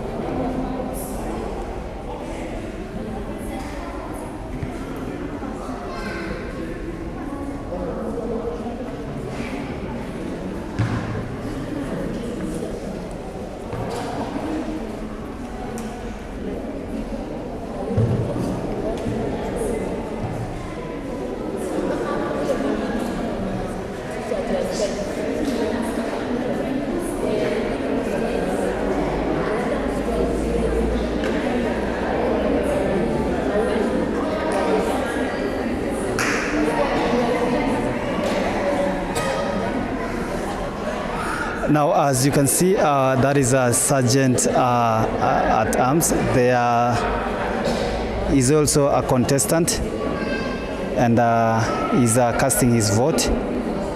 The other one is also a sergeant at arms, so he's also casting his vote. So hawa ndio wale waheshimiwa. They are the waheshimiwas. Expected waheshimiwas. They are also contestants. So after casting their votes, they are going to now stand behind so that when the rest of the members come in, they are able to once the rest of the children come in, they'll be able to see now the contestants. So all the contestants will be standing behind the ballots. So that when other children come in, they'll be able to see them. And as you can see, we have the Independent Electoral and Boundaries Commission represented here. Because this is a very important exercise. We have a representative from the IEBC. We'll be talking to her later on to understand, how important this exercise is, and the role of IEBC in ensuring that we have children also participating in the electoral process. Ideally, this is a reflection of what happens. I think the only difference is that our campaigns are chaotic, but children are peaceful. So that is something. I think it's the leaders who are supposed to learn and live from the children, not the children learning and live from the leaders. Because the whole thing has been peaceful. Children have had their time to campaign peacefully, and now they are trying to do or to practice their right or to vote their own leaders. And the other time when we were out there, you heard us, you heard them speaking about what they want their leaders to do for them. You heard them speaking about, what they're speaking about their manifesto. Some talking about, they need government. They want to come in so that they can engage leaders at the national level. Those are now the national leaders, so that they can have child protection issues prioritized, and also children rights issues are prioritized. That is very, very important, especially to hear from children who are considered underdogs in these processes. Mostly, most of the time you see adults are saying, we cannot involve children. These are very young people. They cannot make decisions, but you can see them. You can see it by yourself. They are clearly making their own decisions. They had the opportunity to see from their campaign. To campaign, they had the opportunity to listen from to hear manifestos.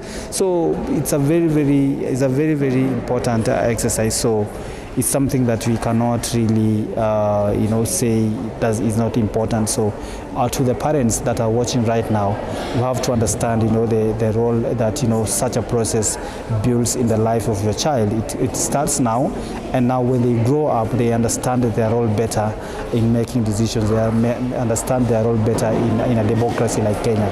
So that is a very very important thing that we need to look at. Remember we are coming to you live here from the Starehe sub-county. That is we are coming to you here we are in Karioko, that is Karioko hall, social hall. That is apologies for that. We are in Karioko social hall, and this is the Children's Assembly elections that is happening right here. That's a very very important exercise that we are seeing for the first time. Starting from me, it's the first time I'm doing this for children, and it's because of the love of the children and just trying to advance the rights of children to participate and to participate in processes that affect them. Thank you very much, and I'd like to bring maybe one of my colleagues to be able to just tell us about what she feels about this, because she's also a child. She's a child from Mtoto News. She's a young journalist. She'll be able to explain to us some of the things that she feels are important, and how she feels about this process, and how she feels about everything about this process that is happening here. So it's a very interesting moment, and especially to see children participating in this, and you can see. So they moved from voting for the sergeant at arms. Now we are moving to the next position, and that is the clerk. They are voting for the clerk. So the process is that the contestants are voting first, then they're standing behind the ballot boxes, so that once others come now, the other members come, they are able now to see these are the people that we are voting for, so which is very very very important. So let me take you back to one of my colleagues so that she can also tell us just about how she feels about this and whether she participated in such a process. Sheila, have you ever participated in a process like this? I know you're still a child, but have you ever had the opportunity? No, I've not participated, but this is a privilege to be among the crew that is participating in voting for the assembly, for the committee of the Assembly of Children, and it really gives us as children an opportunity to vote for our leaders, like the adults, to vote for our leaders and to see if their manifestation and what they say they can do to us comes true. So for you, Sheila, now being from the Mtoto News side, yes, how do you feel just watching this process and reporting about this process? As I said before, it's a privilege, and if it was up to me, I'll really vote for the leader that I had the manifestation. And the good things about this is we children, we have the say in it. We elect our leaders. That is a very good thing, and it's very good to participate in it, and just watching it makes me yearn to vote for the leader I want. Wow, all right, that's amazing. So let me give you this mic so that now you can proceed with just explaining everything. So Sheila is the one now in charge. She's going to take you through the whole process and what she can see here. Okay, thank you so much, Collins. As I can see the voters coming in to vote for the clerk, and each and every one of them is looking at the names labeled at each leader who is vying for that clerk position. They're looking at their names. The leader seems nervous, but they are strong, waiting to see how it is going to work. Just a brief on the roles of a clerk. And what they do is that is that the clerk is the convincing member, like the conveying member assembly. It controls deliberation during debate. I'm sorry. The roles of the organizing secretaries, that is the clerk. It receives report. So these are like the ones that are lined in the second row. There are 5 of them. So their work is to receive reports, petition or memorandum from committees and submit the same to the Secretary General. And then receive communication from the Secretary General and the chairperson, process the same and share with relevant bodies of the assembly. And then keeps records of delegate reports, discussion, and calendar events, work plan. Now we are voting, we have moved from the clerk, so the voters are voting. Now the ones that vied for the organizing secretaries or the speakers are now voting for the sergeants, clerks, and voting for themselves to be the speaker. And just a brief of what the speaker does is complying reports on children issues from their respective pillars and submitting to the Secretary General for discussion. So as the voting process continues, the leaders are over here, the voters are looking at their names and voting for them, everyone is hoping to choose the leader he or she wanted to be. And just a reminder is that the representation of leaders will be gender equality. That means that if the chairperson is a boy, the deputy chairperson will be a girl. That is gender equality, and that is what we children we wish for. And yeah, that is what we wish for. And as the voting session continues, still the voting process is going on as the voters. Yeah, so like we have everyone here. We have the Secretary Generals, the clerks, and the sergeants. So far, we're still voting for the speaker. I think we are done voting for the sergeant and the clerk. Yes, the leader who are vying for that position have already finished, and they've aligned themselves in a line so that the voters, while they are having their names are written part of the bodies. So like they are.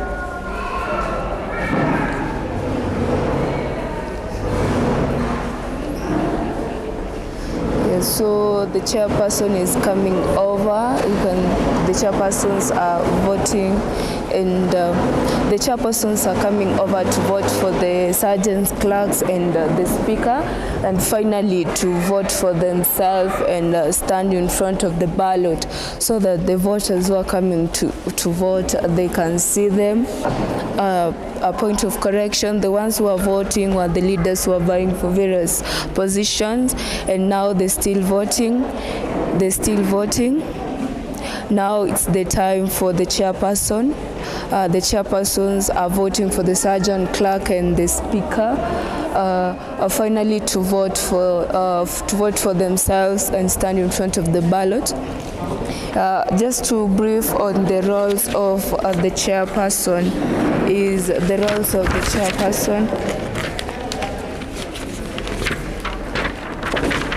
The roles of the chairperson is to represent children at a higher level, forum, ward, a sub-county, a county, a national, regional, and international levels. Submit assembly deliberations and memorandum of understanding to the directors, children's service, and other relevant agency to represent children at the KCA secretariat.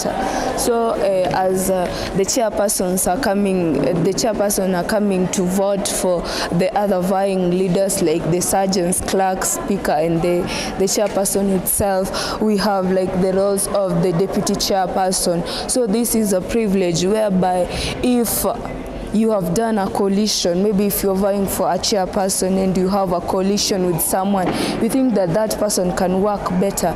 This is where privilege comes, whereby a chairperson gets to elect a deputy chairperson who will be a principal assistant to the chairperson. He or she will assume the chairperson's role as stipulated in the absence of the letter, or if the position falls vacant. The roles will be assistant in chairperson's role. Like in the absence of the chairperson, the deputy will have to act as the chairperson, and yes, the deputy will have to act on behalf of the chairperson. So far so good. The chairpersons are almost winding up voting for the sergeants, clerk, and speaker, and the chairperson itself. So the voters are aligning themselves to come to vote for their leaders with manifestation. The leaders who have spoken and they feel like this leader has touched me. This leader can make children visible, can make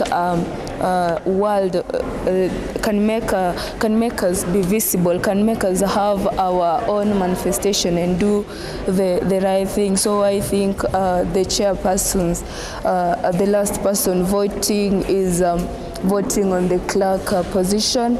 So that is the last chairperson. I think the voters are aligning themselves to come vote. There we go with the first voter who wants to vote. Back to you, Collins. All right, thank you very much, Sheila, for that opportunity and for just engaging us about everything and every role that we have right here as we continue to see how things are rolling out here. Remember, this is the election that is happening here at Starehe sub-county here in Karioko Social Hall, where we have the election happening, election of the Children's Assembly happening here. So we really want to see what is happening here, and it's interesting to see children participating in their own processes and things that affect them. And it's always interesting to see democracy from another eye. Usually we, the adults claim to be the ones practicing democracy, but it will be good to see how children view democracy, how children view participation, how children view maybe how children view about child participation and other things in regards to things that affect their lives. So let me talk to someone here that is just witnessing the process, and it will be good to hear another view of maybe what do adults think about involving children in such a process. Hi. Hello. Tell us about maybe what's your name and which organization, or are you a guardian or something about yourself? My name is Grace. I am a representative from Heart Kenya, Awareness Against Human Trafficking. And this is a good opportunity for children to be involved in decision making. And I am glad that the country has come to the realization that children are very important in terms of participating on matters regarding to them. And I am glad that this is happening. Yes, this is amazing. So maybe, yes, being a representative and also actually being part of the team that is funding this or supporting this process, how satisfied are you in terms of, the children involvement in this? Well, today, this, whatever I'm seeing here, I am amazed by it. Children have come out in good numbers to participate in this activity, and this is showing that in the near future children are going to be recognized, as in they're already being recognized, but they're going to be recognized in a bigger spectrum. Yes. So maybe what do you think what do you think needs to be done differently to make sure that this continues and more children get involved? Well, voices out there should increase, and the team that takes care of children in terms of these activities should be increased countrywide in so many counties. I am aware that this is in Starehe County, but if it can also happen in more and more countries within the country, then it's going to reach a lot of children, and a lot of children are going to be involved in such activities. Yeah, there's a question about maybe the process of maybe doing the election, whether we have a national plan in terms of, how children's elections should be done, and maybe who should be involved and all that. What do you think about that? Well, I think the stakeholders on the matters involving children should really be involved, and that's the government being one of it. It should take part in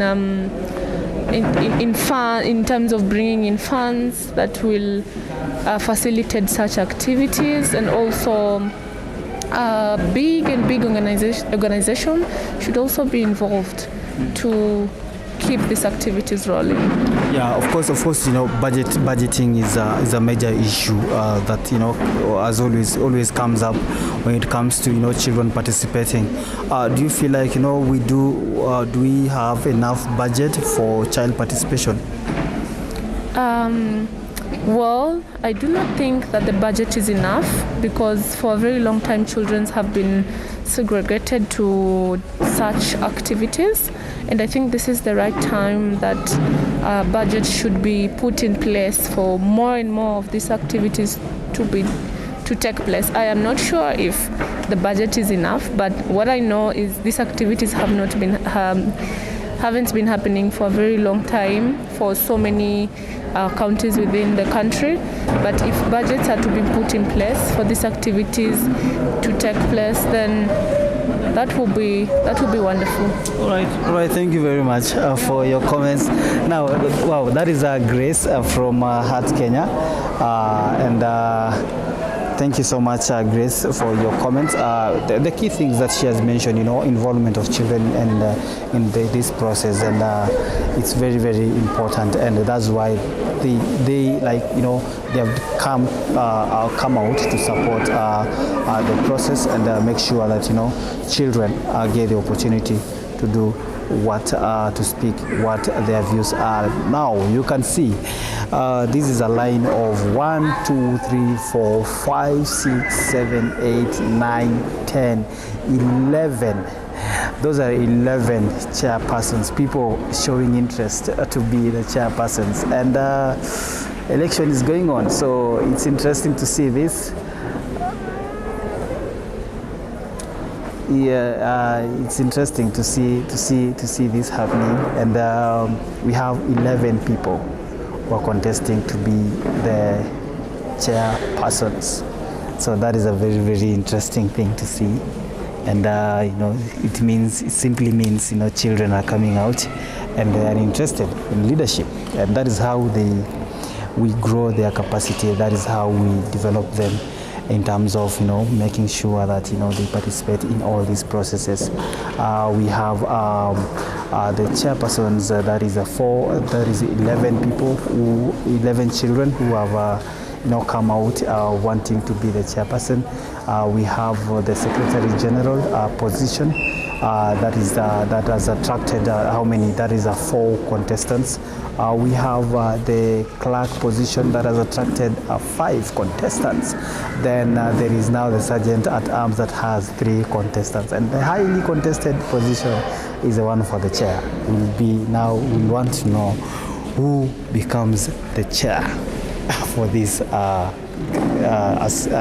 assembly. So it's interesting to see. It will be interesting to see that. So you can see the voting is happening. Delegates are putting their votes.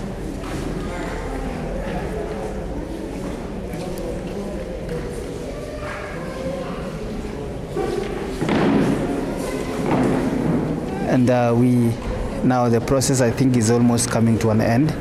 Now we have the last voters that are here now coming in and just taking their votes. So that is interesting to see the process coming to an end. After this, we are going to have now the counting process happening. So those are the last two voters that are taking their votes. They'll be taking their votes, and we'll want to see how that goes out.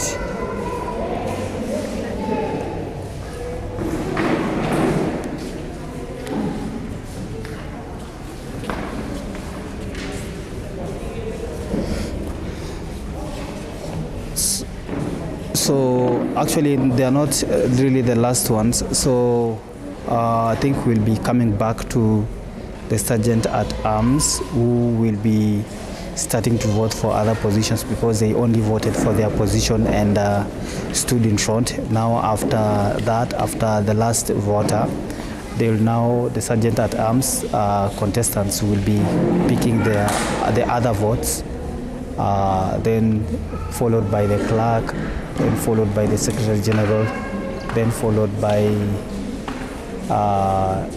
other things, or the chairperson will be the last one.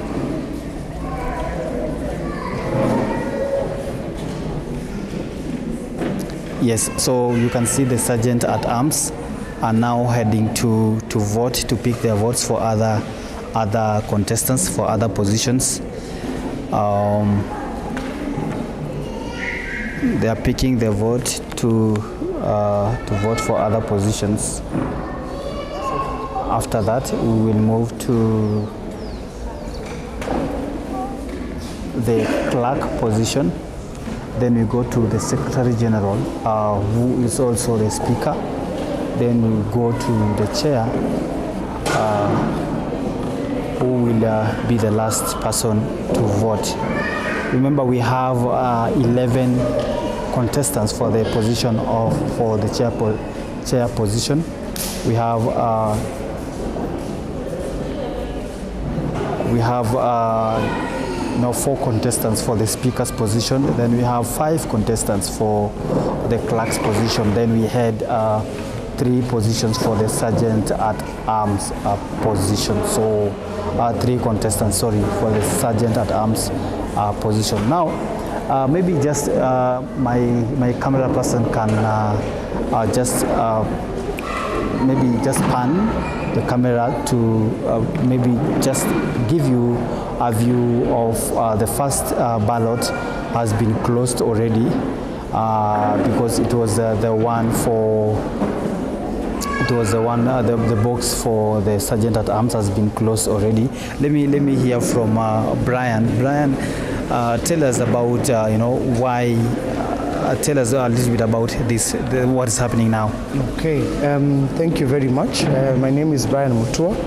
I am part of the election team here today that is trying and make the process as easy and as free for the kids as possible.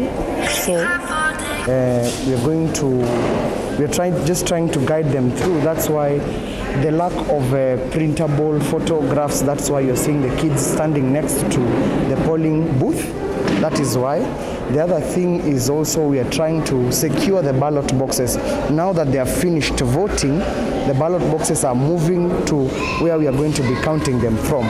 So we are sealing them to try and give these kids a chance to see how elections can be done in the right process. They can be done freely and fairly in a very simple manner that is also transparent. We're also allowing, that's why the cans are clear as they are. They are very visible. We are also trying to teach them that this thing is very possible.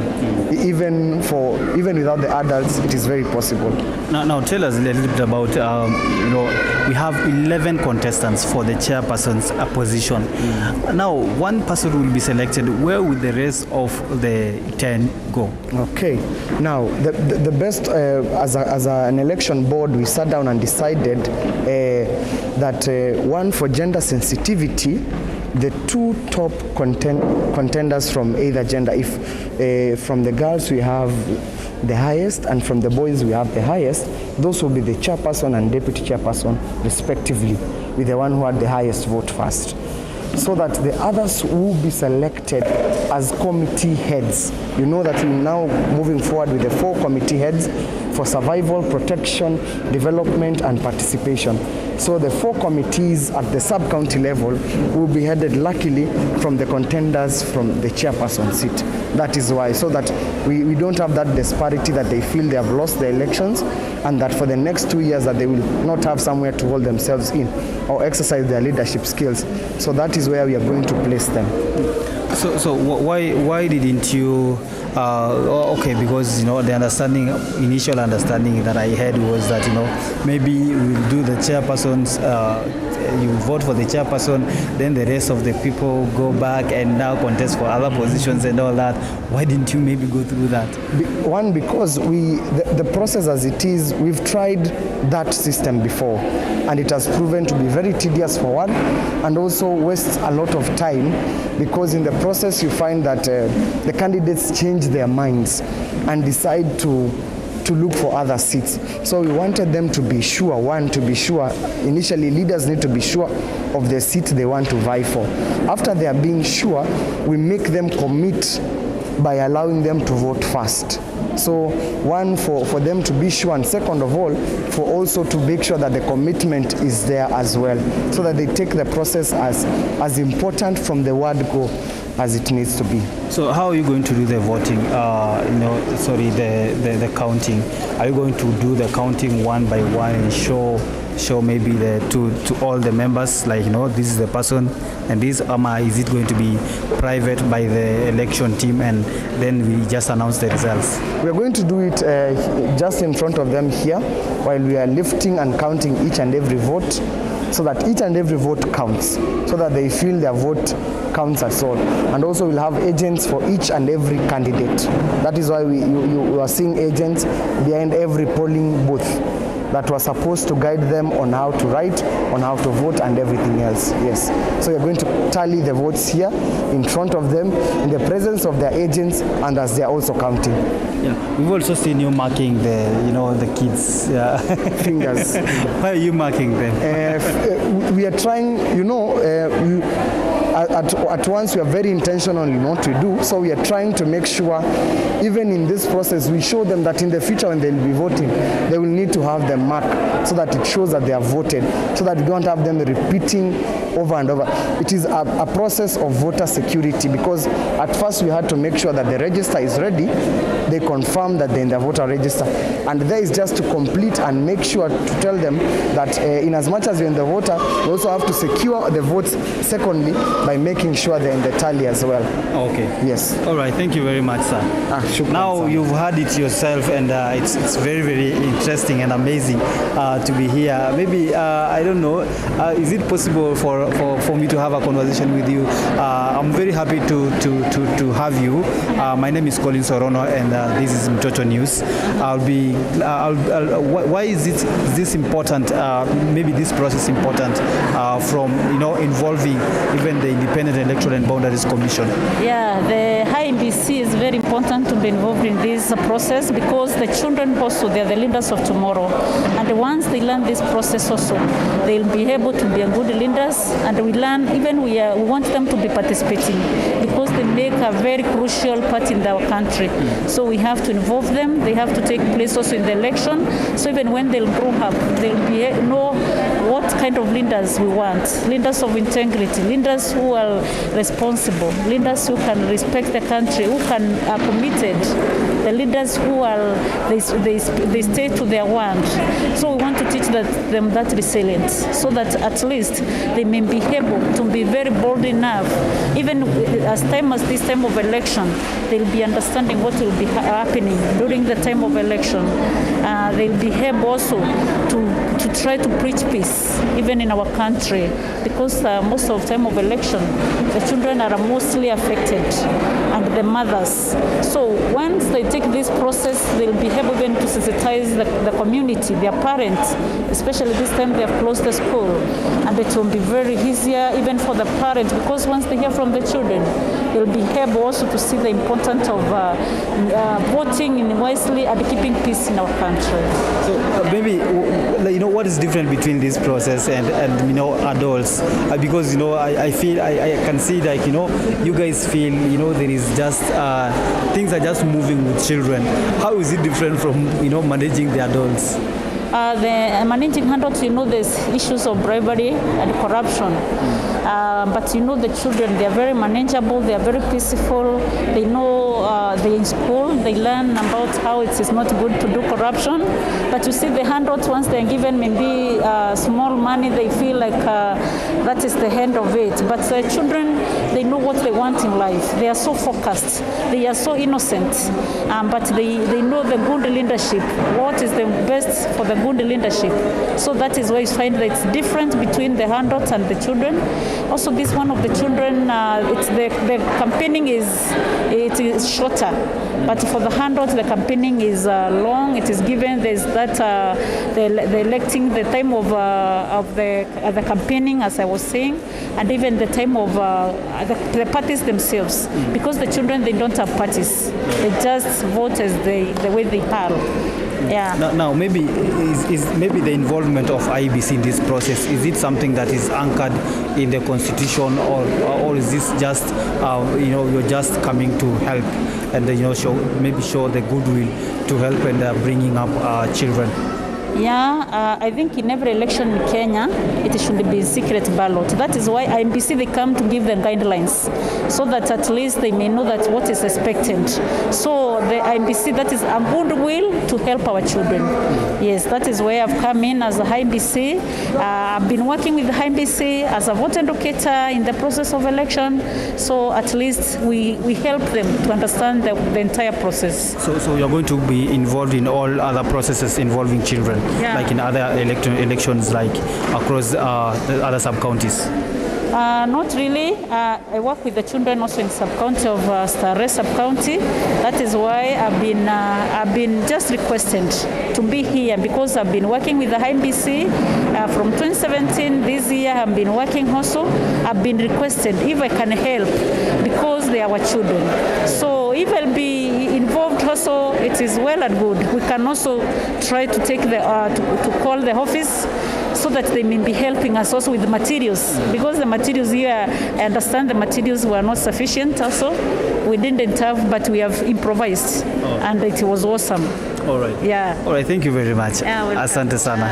Maybe we'll be looking forward to speak later on after the process. But as you can see, now we are going to the counting of votes after the voting process.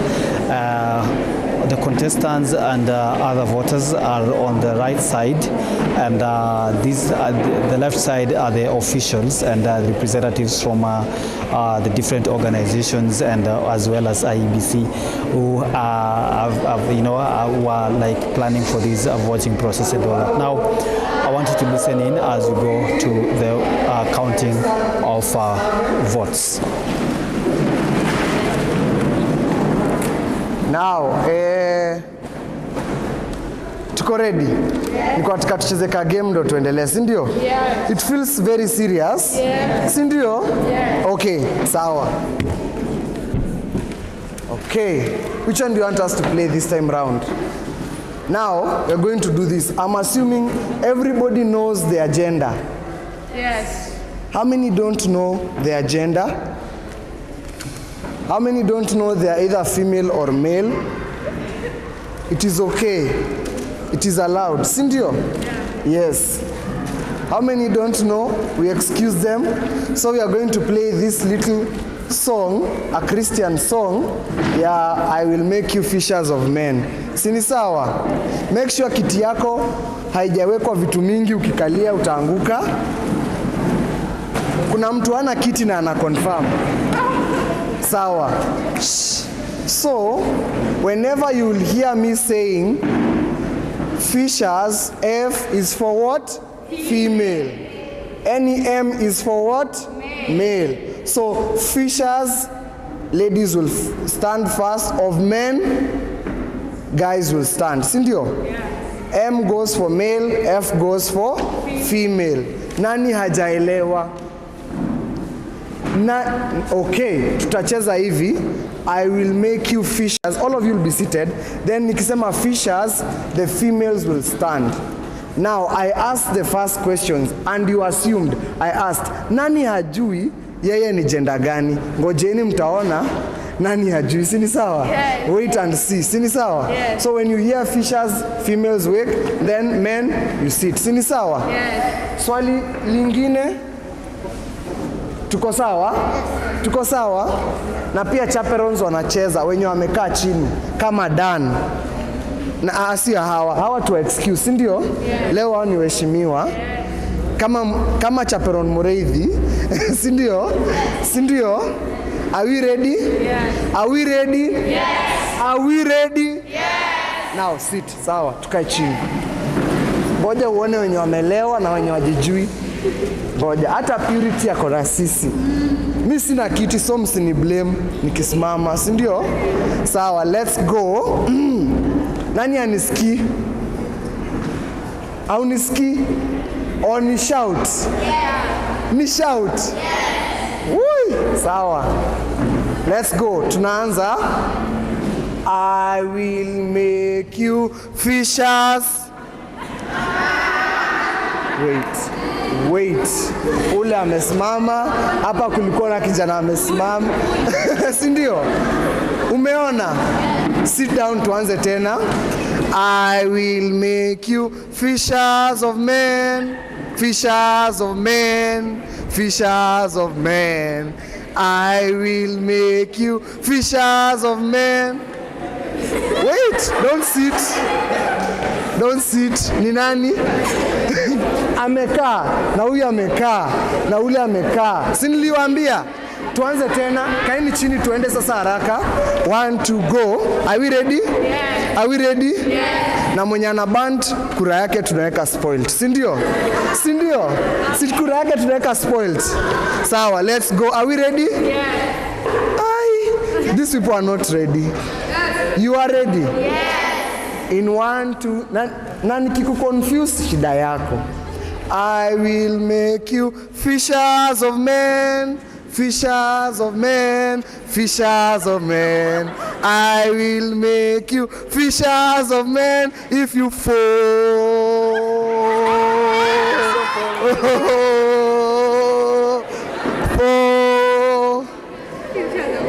Oh, sawa.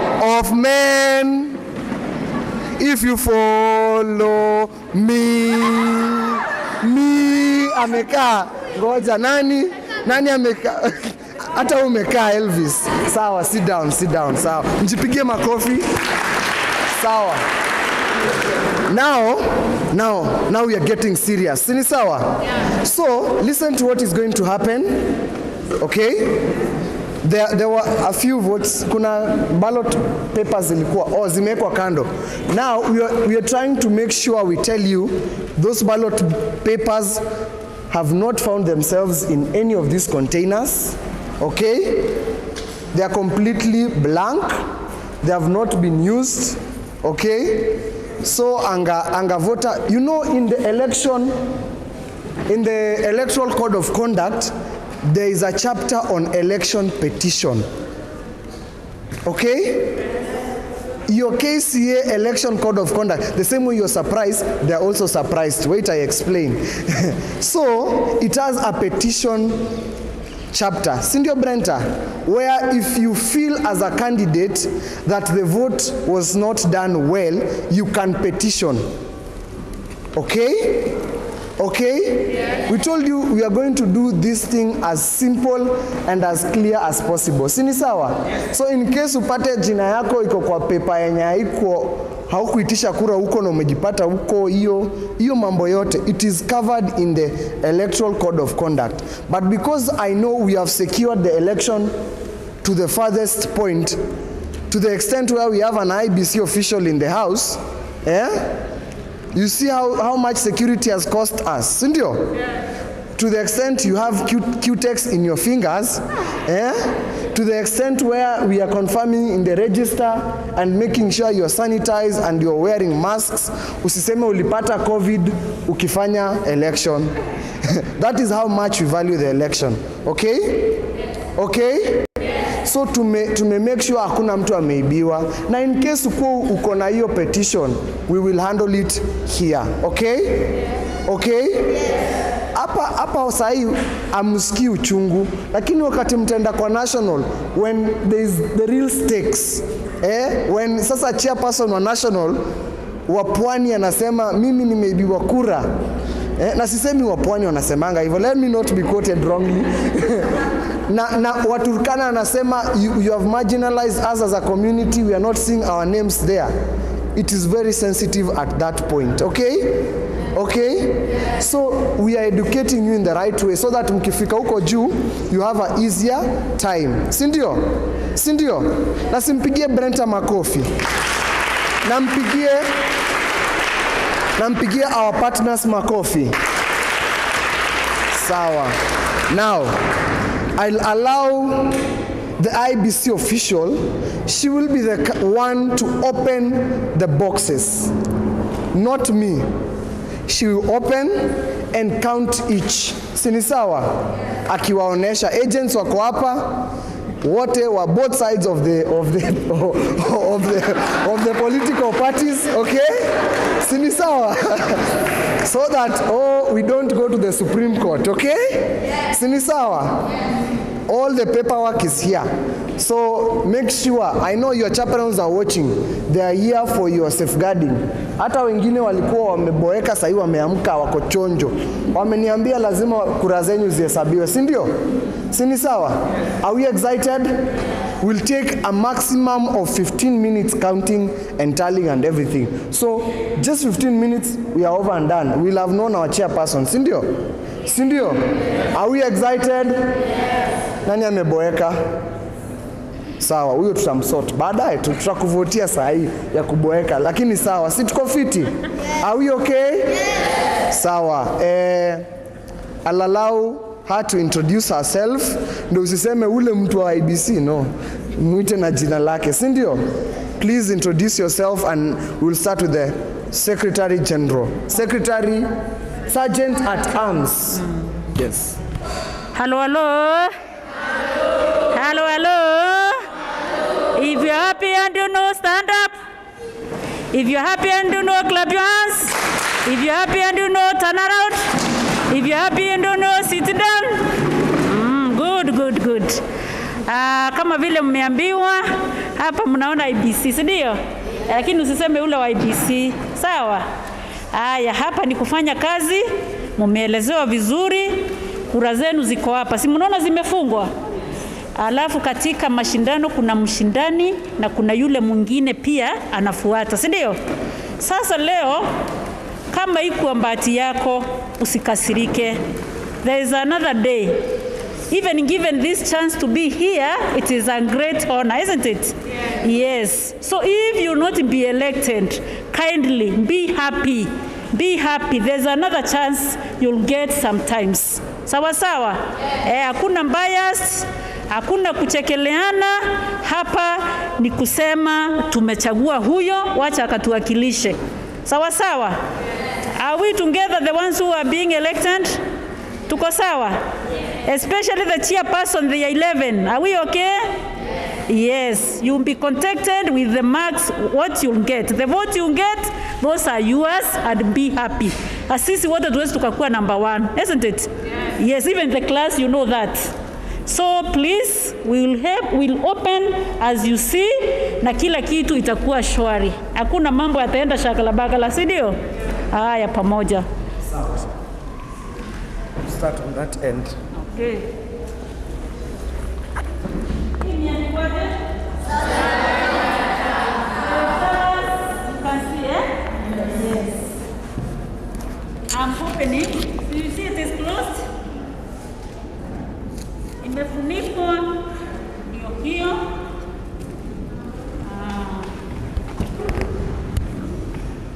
Ashikilia mkono.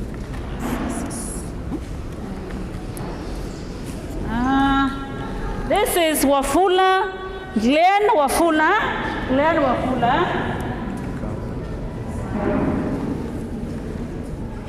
Twalib, you can see, yeah? Twalib.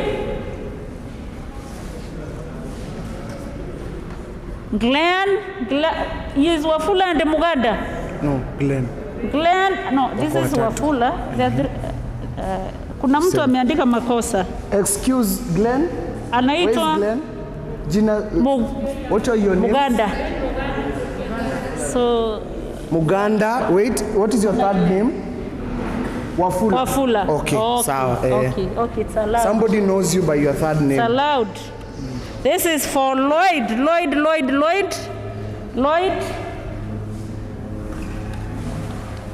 Twalib.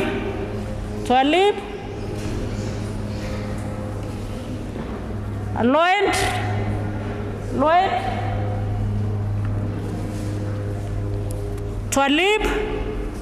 Twalib. Glenn.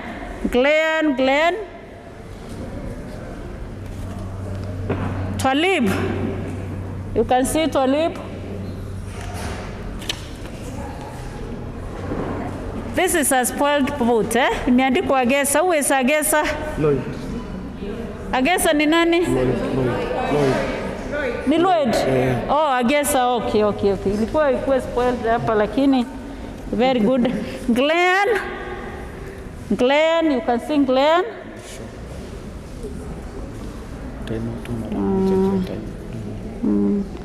Ahmed.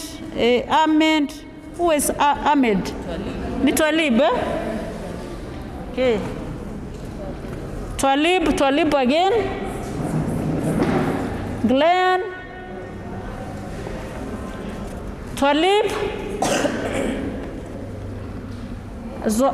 Ni Twalib, eh? Imeandikwa Zwalib, but I know ni mistake spelling hapo. Zwalib Ahmed. Twalib.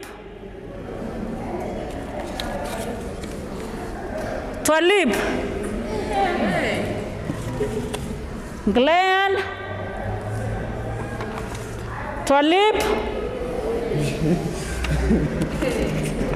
Lloyd. Glenn. Twalib.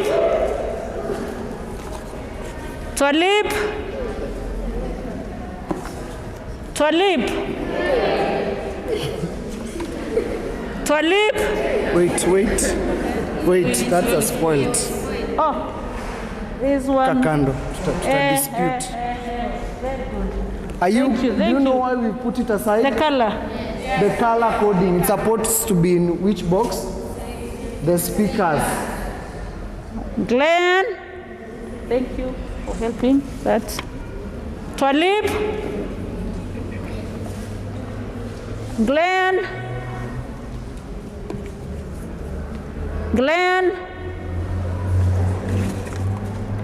Twalib. Glenn. Watu wa Glenn wamekuja. Lloyd. Glenn. Twalib.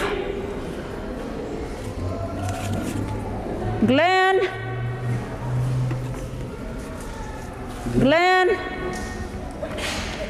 Twalib.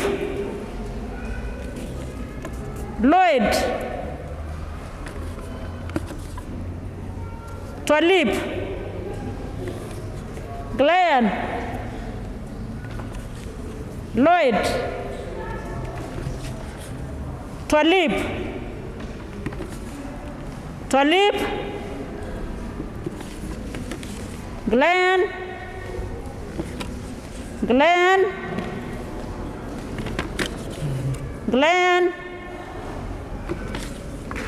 Twalib. Glenn. Lloyd. Can you see? Yes. Makofi.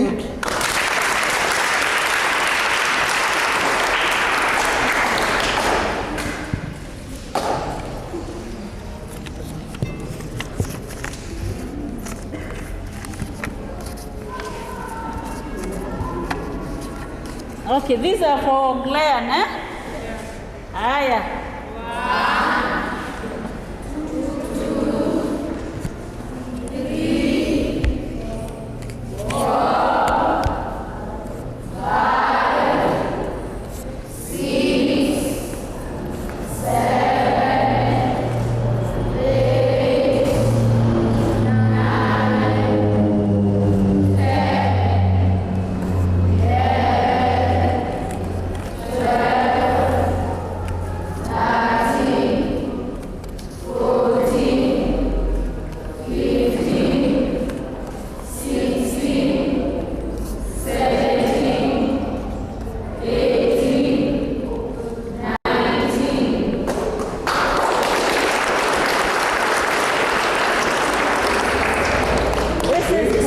Agent wake Chukua hizo.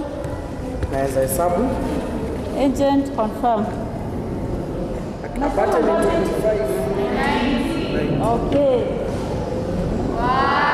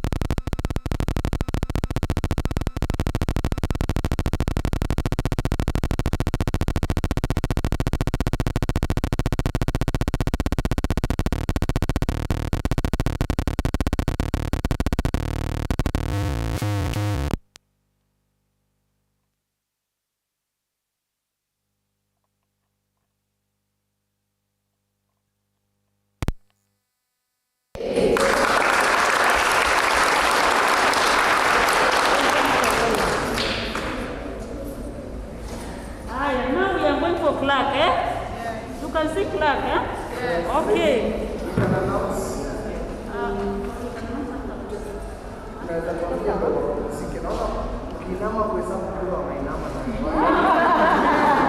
So I can announce the second term is Walid with 22 votes.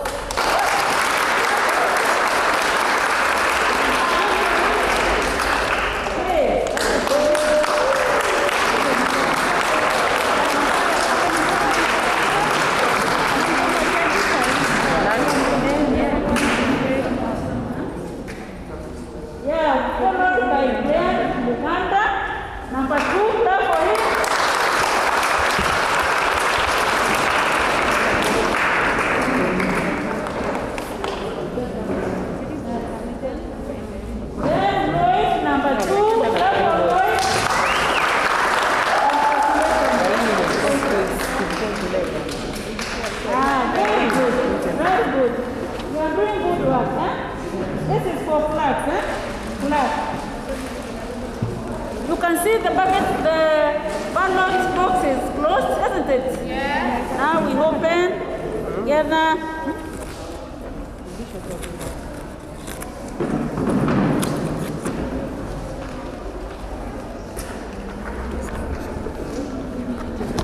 Okay. Mutuma, Andrew,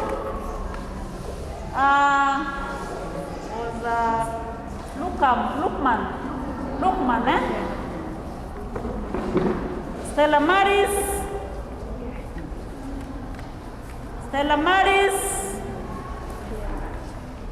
Rebecca, Elvis, Andrew Mutuma, Susan, Rebecca. Stella Maris,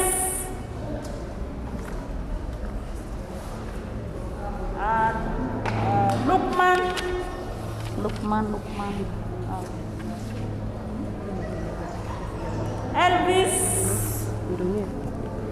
Elvis. Lukman.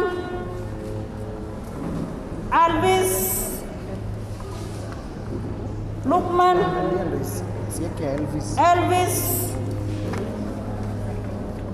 Elvis. Stella Maris. Susan. Alvis. It's the same. Lukman. Alvis. Andrew Mutuma. Alvis. Lukman. Andrew Mutuma. Susan. Rebecca. Glenn. This one? It's a spoiled vote, eh? Spoiled, Glenn, no. Andrew Mutuma.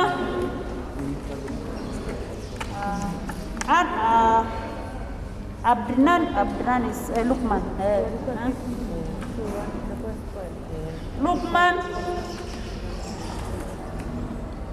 Andrew.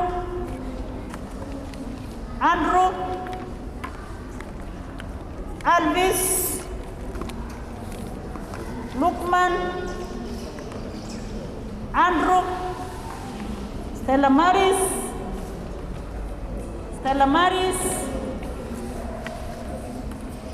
Susan. Andrew. Alvis.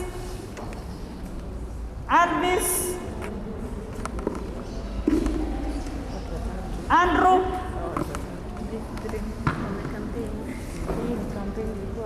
Lukman. Alvis. Susan.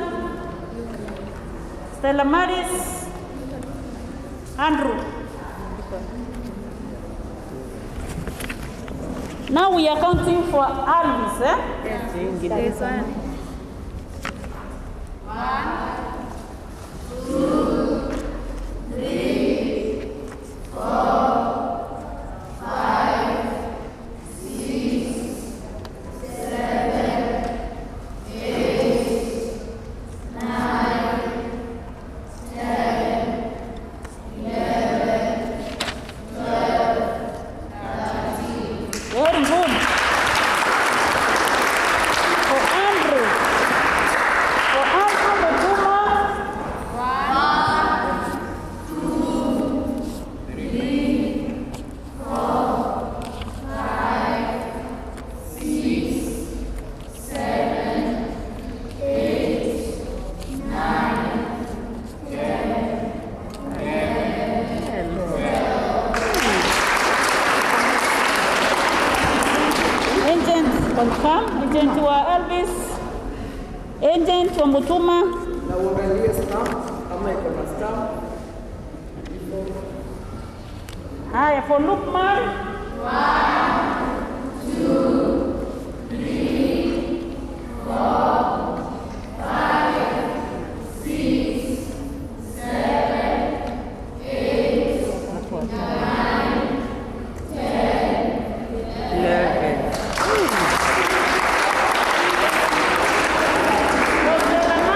Stella Maris, Rosa.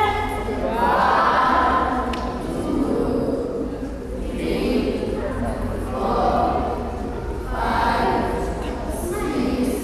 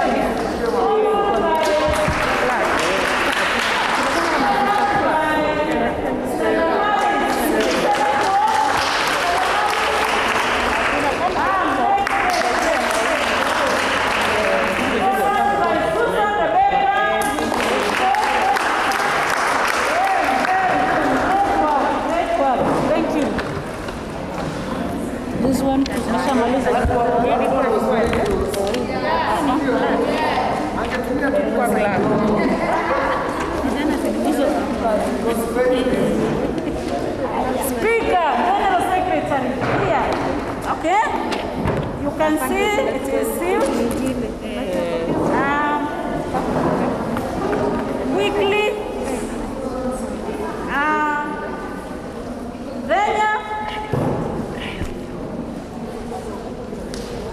Venya and Roina.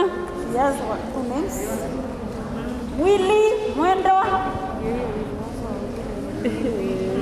Agatha. Willie. Agatha. Melvin. Willie. Venya.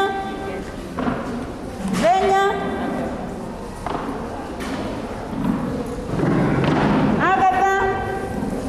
Melvin. Agatha. Melvin. Agatha.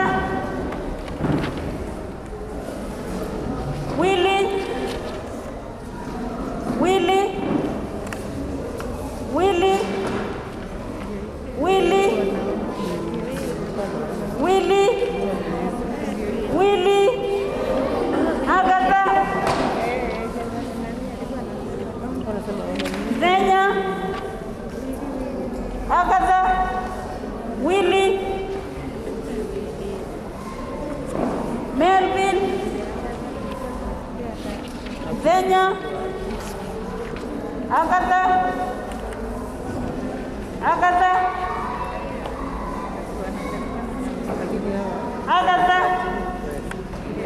Willie. Melvin.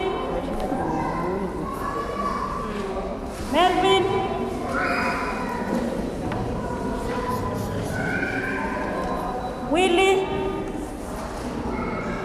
Zenya. Agatha. Willie. Agatha.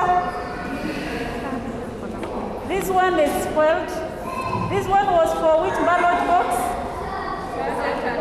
So this one is spoiled, eh?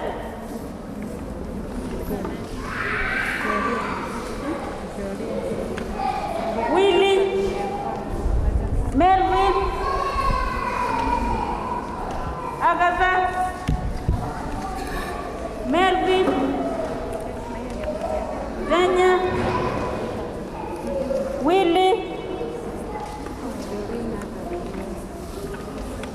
Zenya, Willie, and then finally Agatha. Okay? Now we are counting from this hand for the...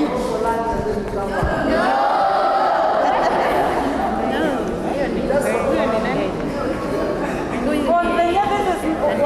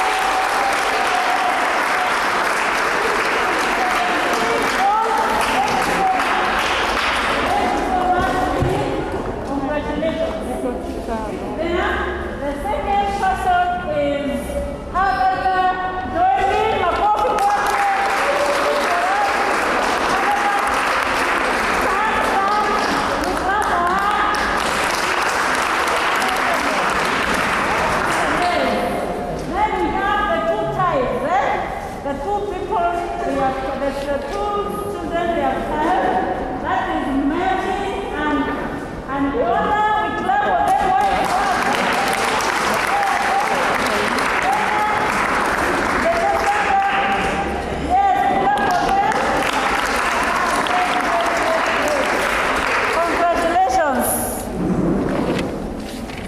We are at the final, the president, the chairperson. Yes, you can see. Huh? Here they are 12. Here 11. See, come at the space. You know the 11. 11 of them.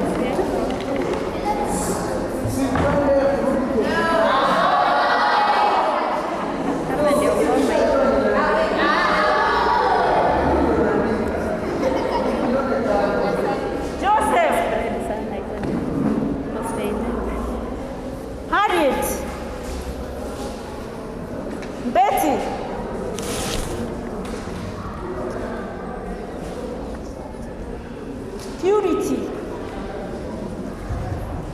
Zara,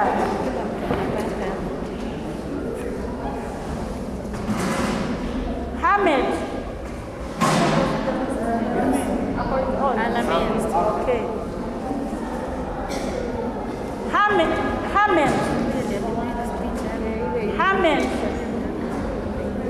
Harriet, Hamid, Onyango, Amos,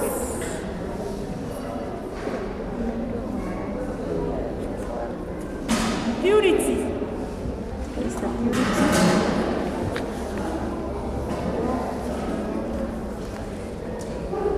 Betty,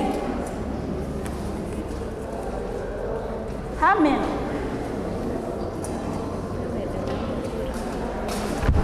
Joseph,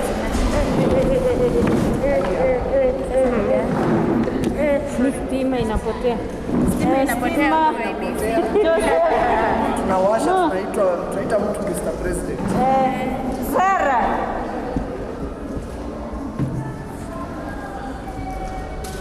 Betty, ni hapa. Betty,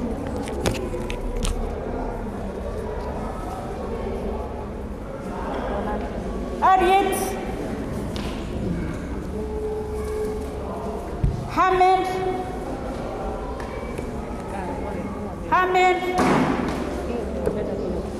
Willie. This is a spoiled one. Willie.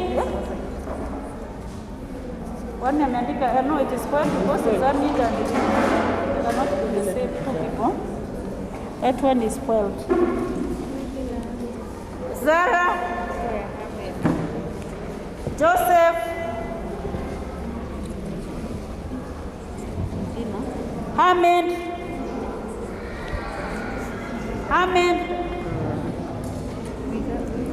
Harriet,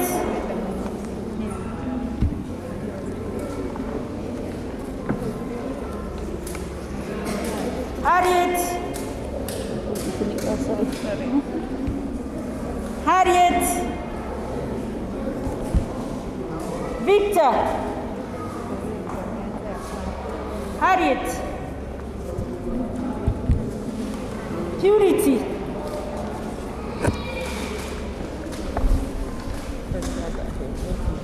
Harriet,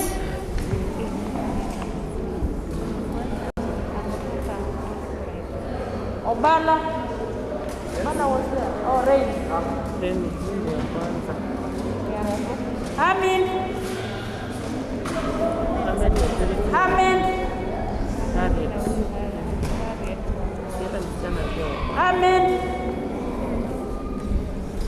Zara.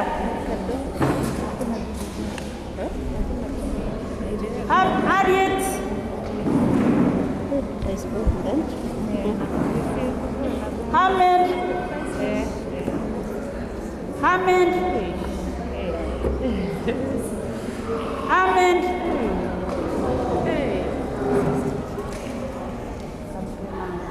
Sarafina,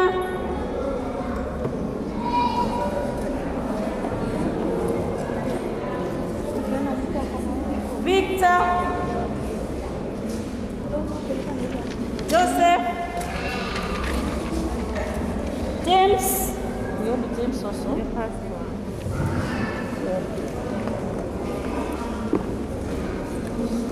Joseph. Harriet.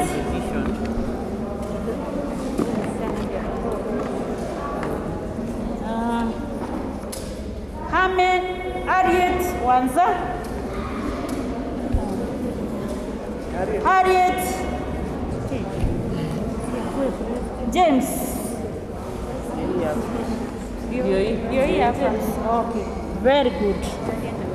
What was Wanza's ndogo kwanza? Yes.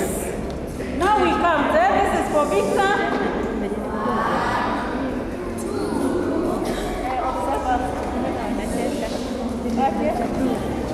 This is for Amos. Amos. Very good. Very good. Amos. Obala. Very good, Obala. Seraphim. Very good. Seraphim. Congratulations. Clap. Clapping. No, we clap.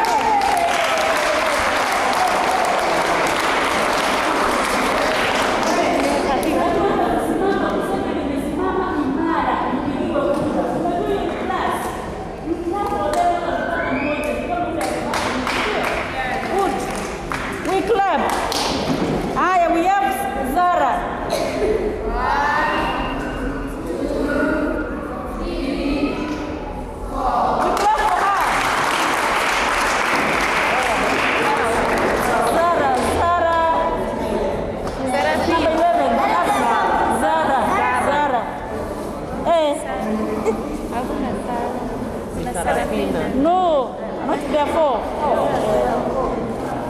Therefore, wacha tuende polepole tusijaze vibaya. Purity, Kielo, Orochano, sio? Haya, how many? 1, 2. Congratulations,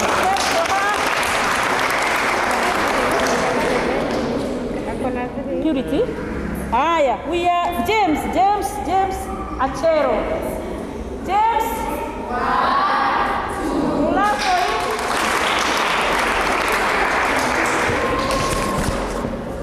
2. Betty. 1, 2, 3. We clap for Betty. Thank you, Betty. Thank you, Betty. Thank you, Betty. Okay. This is for Joseph. Joseph. Count. 1, 2, 3, 4, 5. Clap for Joseph. Congratulations, Joseph. Harriet. 1, 2, 3, 4, 5, 6, 7,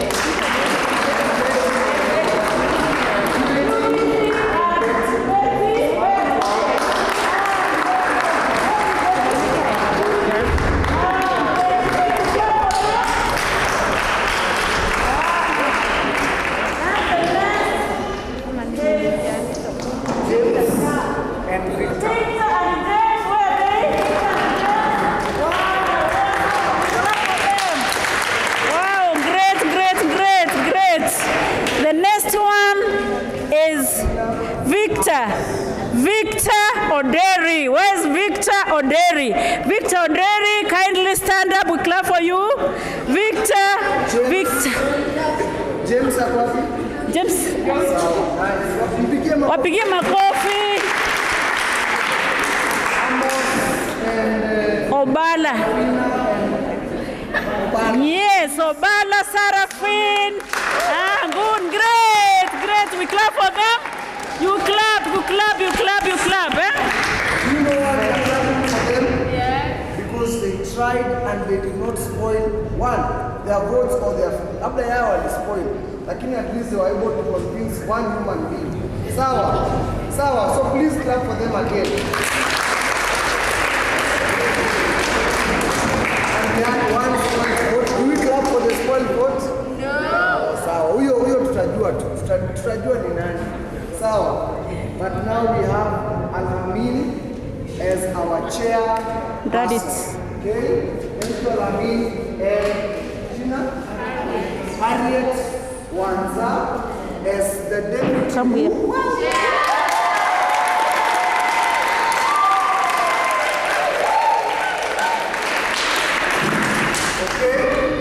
Then, Secretary, speak or speaker? General or the Speaker of the House.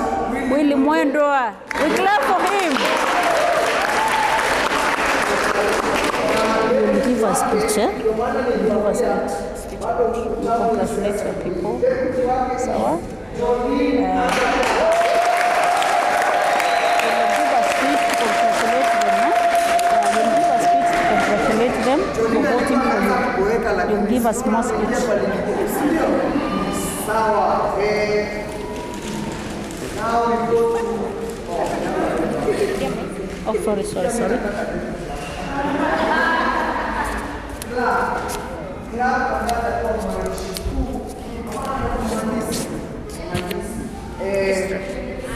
Is who? Elvis Ngwela. Yes. Wow.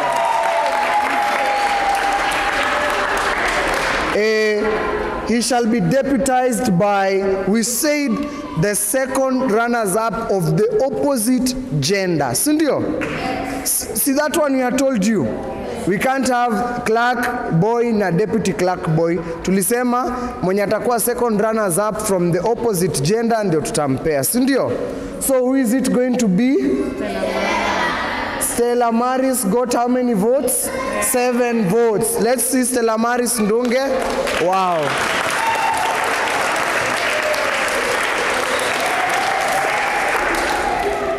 Then Sergeant at Arms. Do you know what? In yesterday's operational guidelines, I don't know if you remember where we saw down there, kwa not better, the Sergeant at Arms shall have 2 assistants. Do you remember yesterday me saying such a thing? Kwa hivyo wote ni washi? Tafadhali.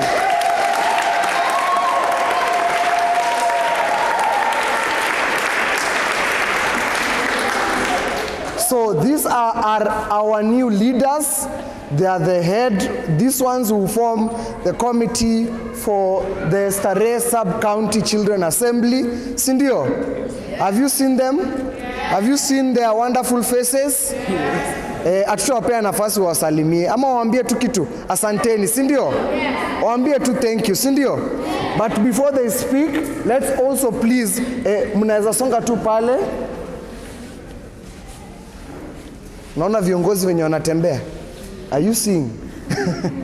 Let's please give a round of applause for this wonderful team seated here.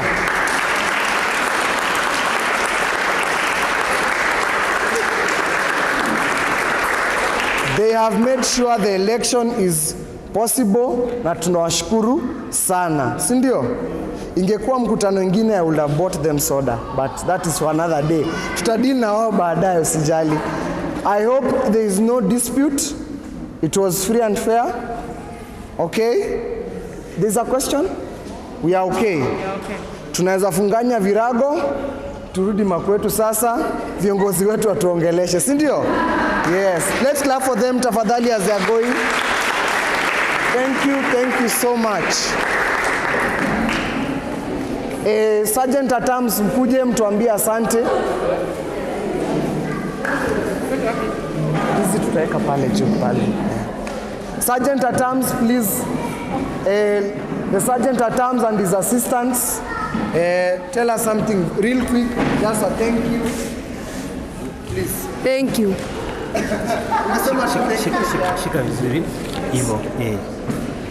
Thank you very much for choosing me as the Sergeant at Arms.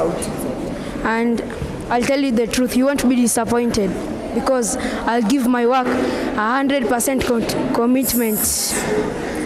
I'll give my work 100% commitment and hard work. Thank you.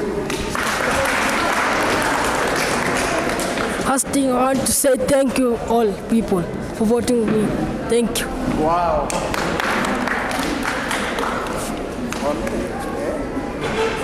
I'm saying thank you to those who have voted for me, even though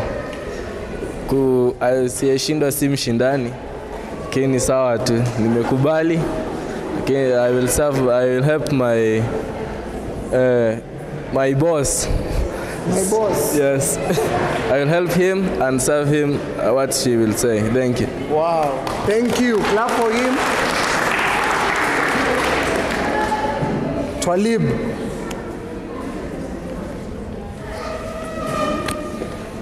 Thank you guys for voting for me. Thank you. God bless you all. Wow. Amen. Thank you. Hey guys, I am appreciating for you for voting me so that I can be the assistant of clerk. Thank you for voting for me. I thank you. Welcome. Wow. Please, wherever we are, waheshimiwa wanaongea, tuwasikize. Next.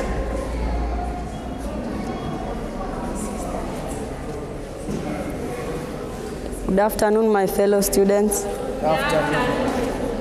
Thank you all for voting me, and thank you.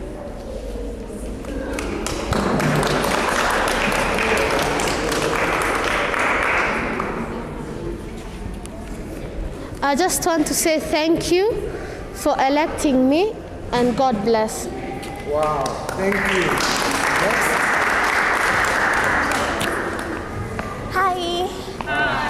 Mine is just to say a vote of thanks. I'm sincerely expressing my uttermost gratitude. Thank you, y'all.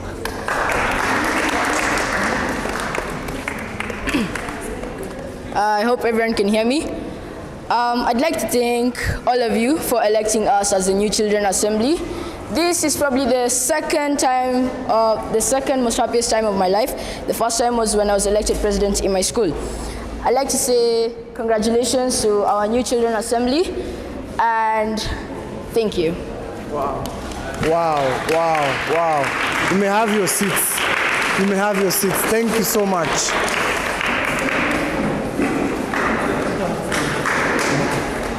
Ama watapiga after. Chakula ikianza kweli pata picha. Watapata ama wapige picha.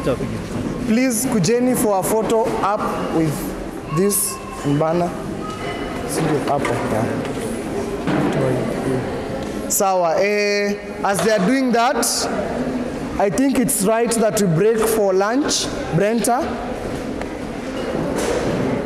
the team is ready. Wako tayari? O kidogo, sawa.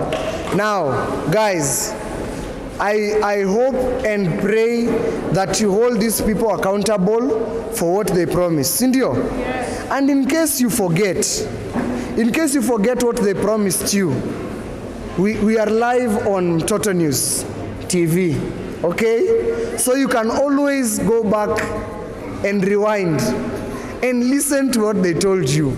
Sinisawa, these promises were not just for granted. Sindio, you make sure you hold them accountable.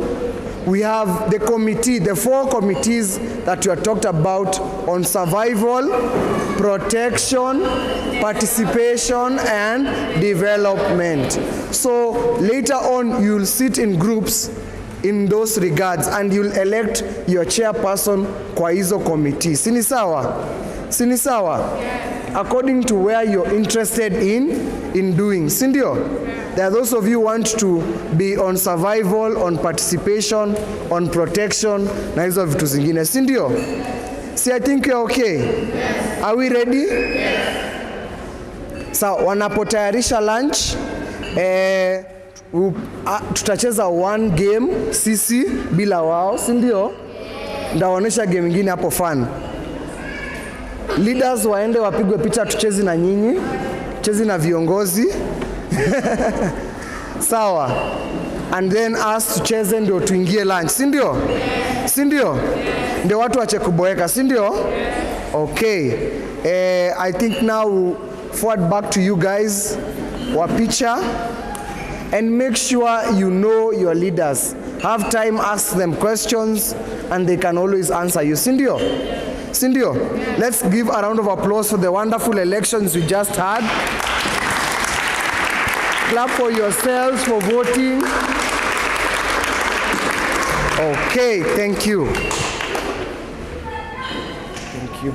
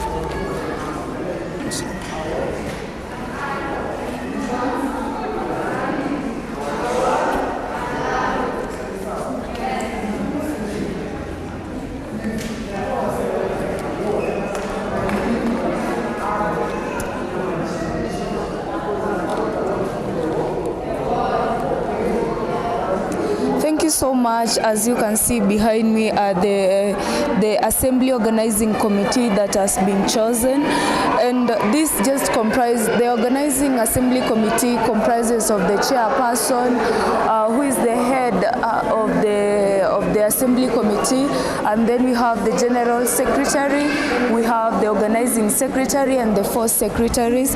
Just to brief on their roles, the organizing committee that is behind me taking a photo will be setting out the agenda for the day and engaging and setting out rules for engagement. So the equality has been balanced.